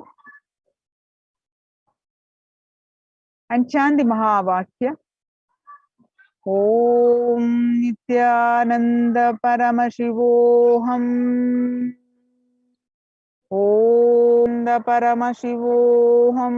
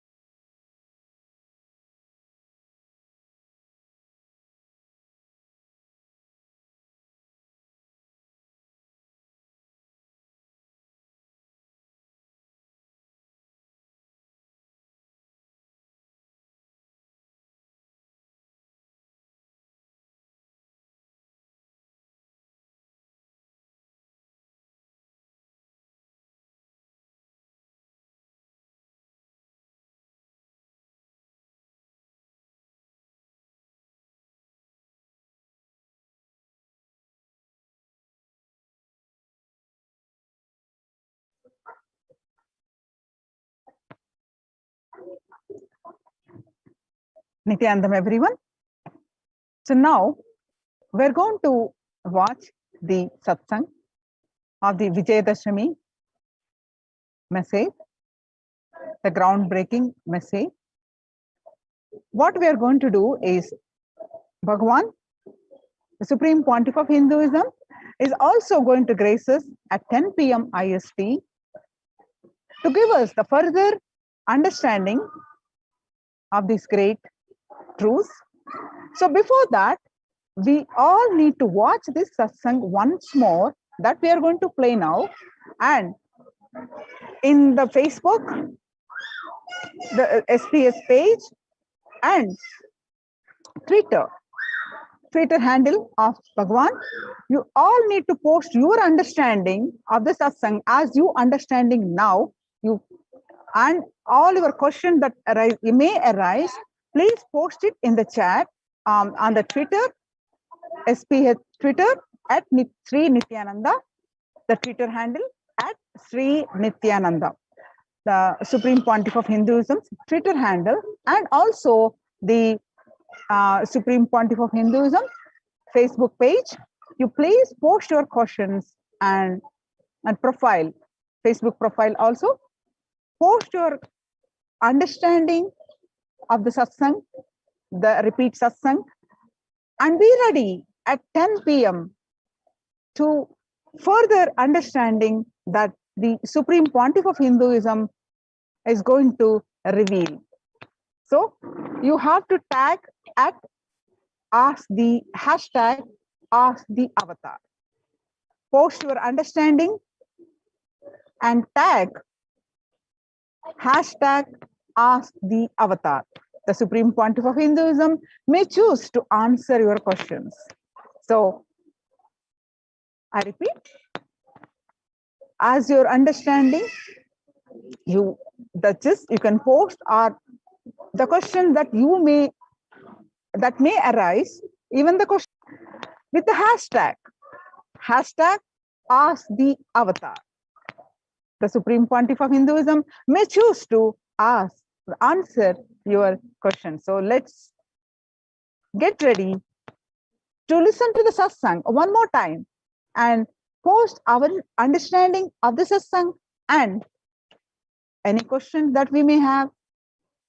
Let's post it at the Supreme Pontiff of Hinduism's Facebook and the Twitter with the hashtag ask the avatar and get your questions. You may be lucky enough to get your questions answered. So let's get ready for this exciting opportunity and let's get ready, prepare ourselves with a thorough understanding, with one more level of understanding to listen to the satsang, the live satsang at 10 p.m. IST. Thank you, Nithyanandam.